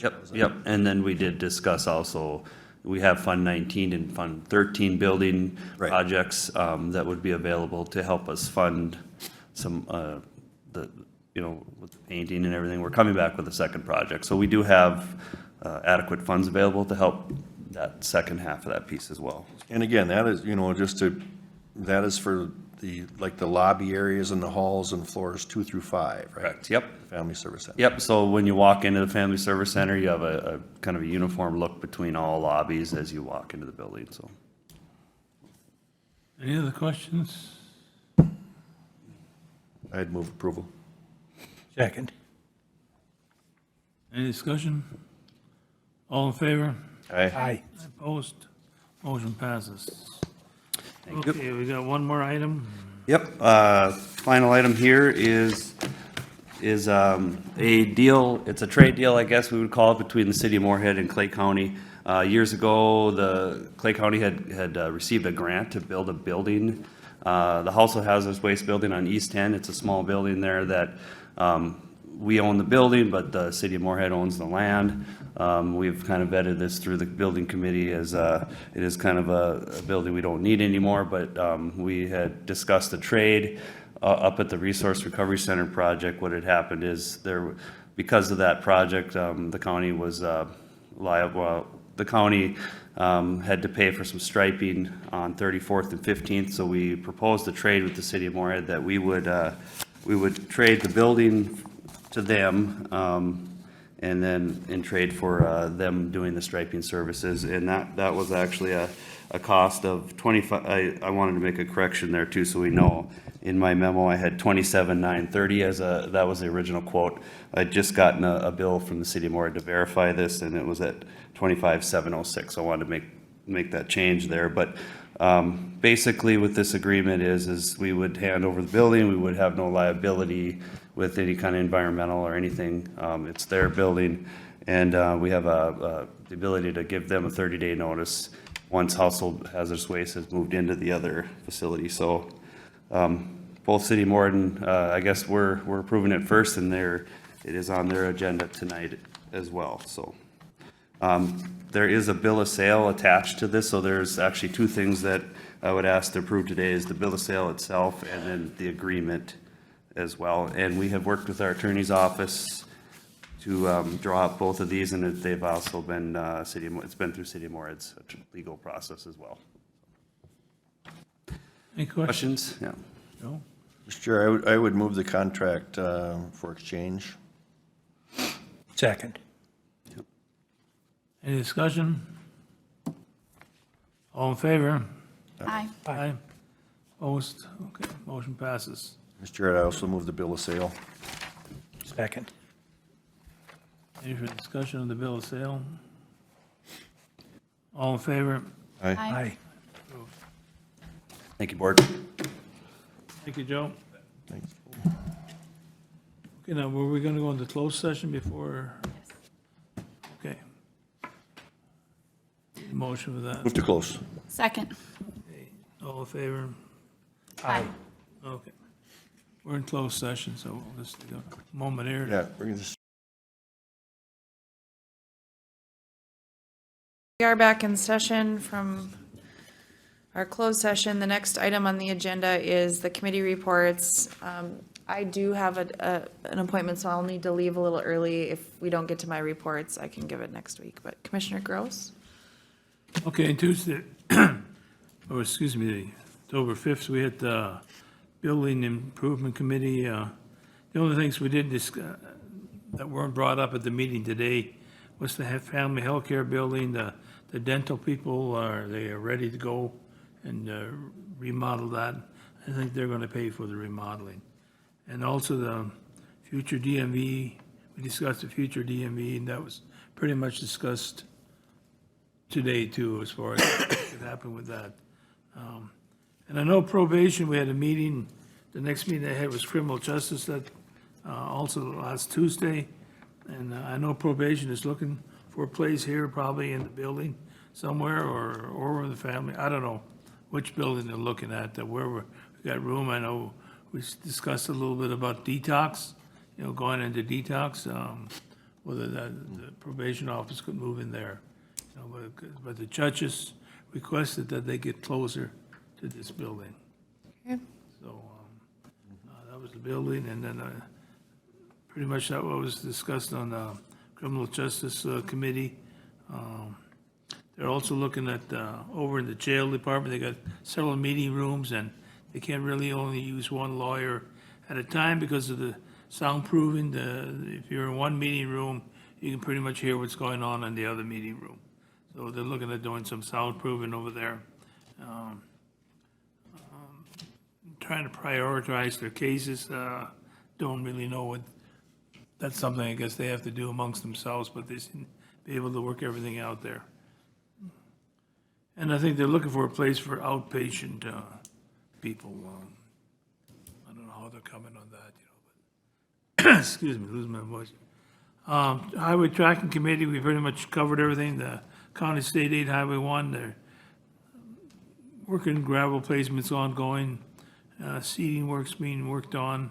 The North Bridge demolition, they have to get permits from the DNR, I guess, and from Clay and from the city of Moorhead and Fargo. We discussed the new shops today at, when Joe was here. As far as Georgetown, Ullin, and Comstock, and cold storage and the salt tent, they're all discussed today. Still got some open positions, assistant engineer, still trying to get someone hired there, maintenance worker, 2 variable hour plow drivers. Yes, that's pretty much covers there. Yesterday I had a MRC meeting. I don't know how much many of you guys are acquainted with Dan Larson, but he's quitting November 13th. So we hired interviewed 6 firms yesterday for the potential. Then we narrowed it down to 3, and they'll be interviewed November the 14th.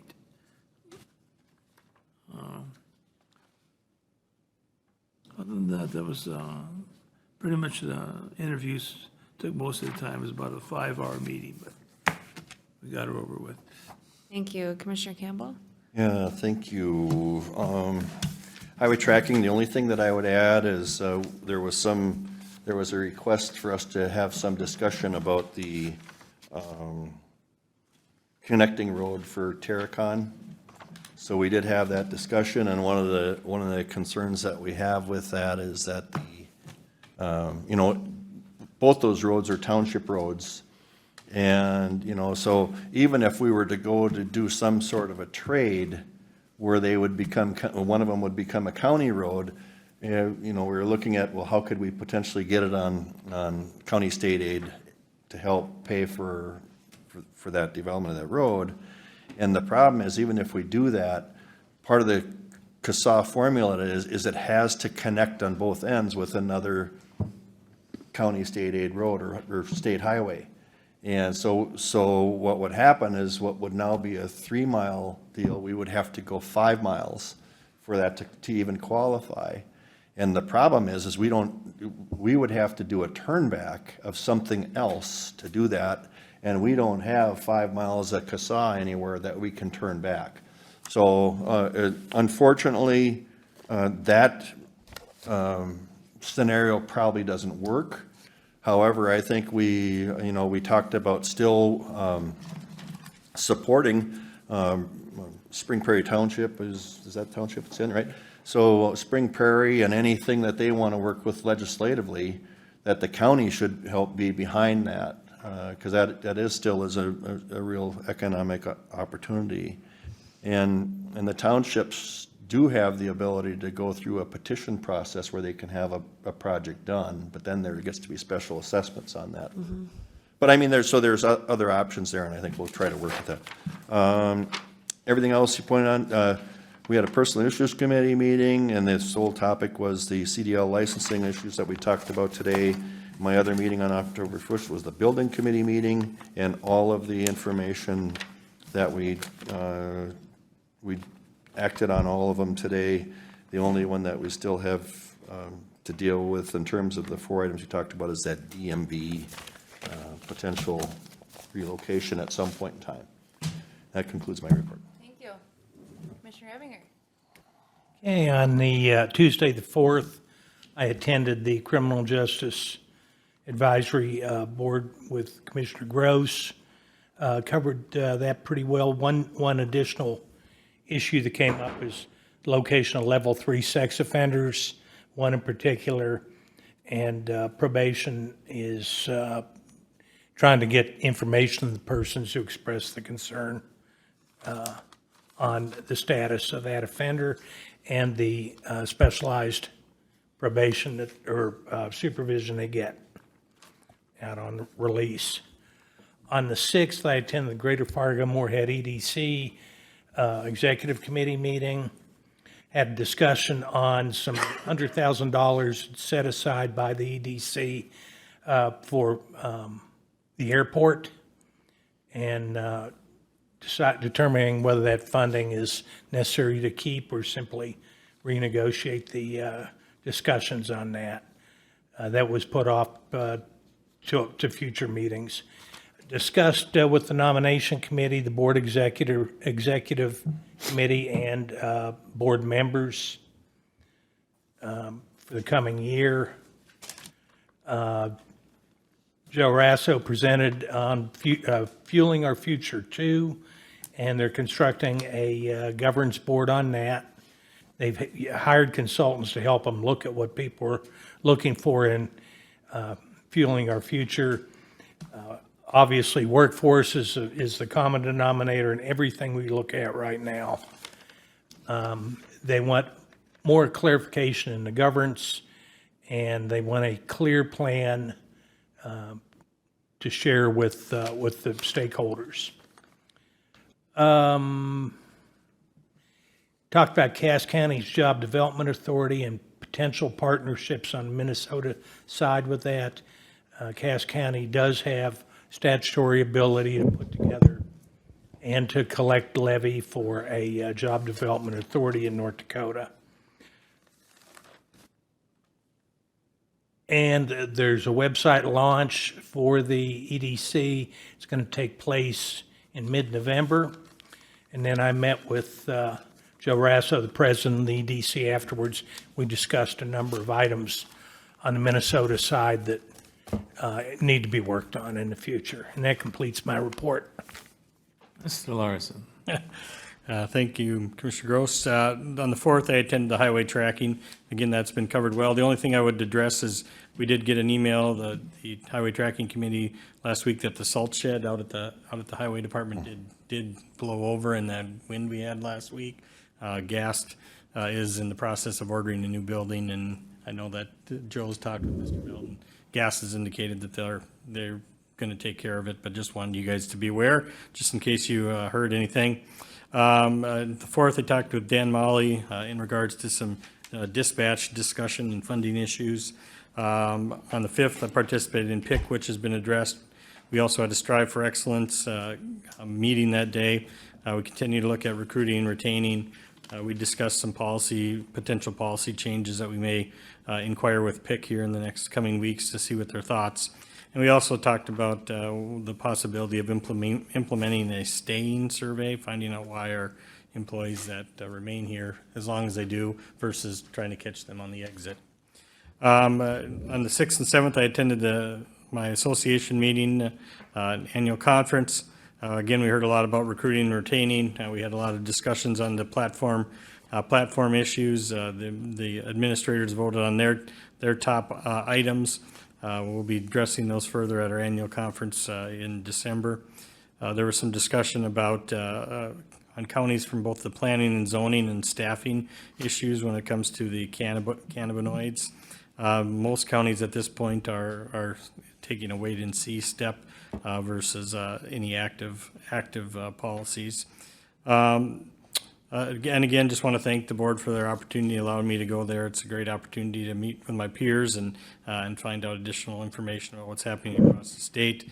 Yesterday, I met with Steve Gehrtz and also Brian Melton and Mike Leeser in regards to the contract that was dealt with today. I also talked with Lori Schwartz from CAP-LP. They had a funding request for rural transportation.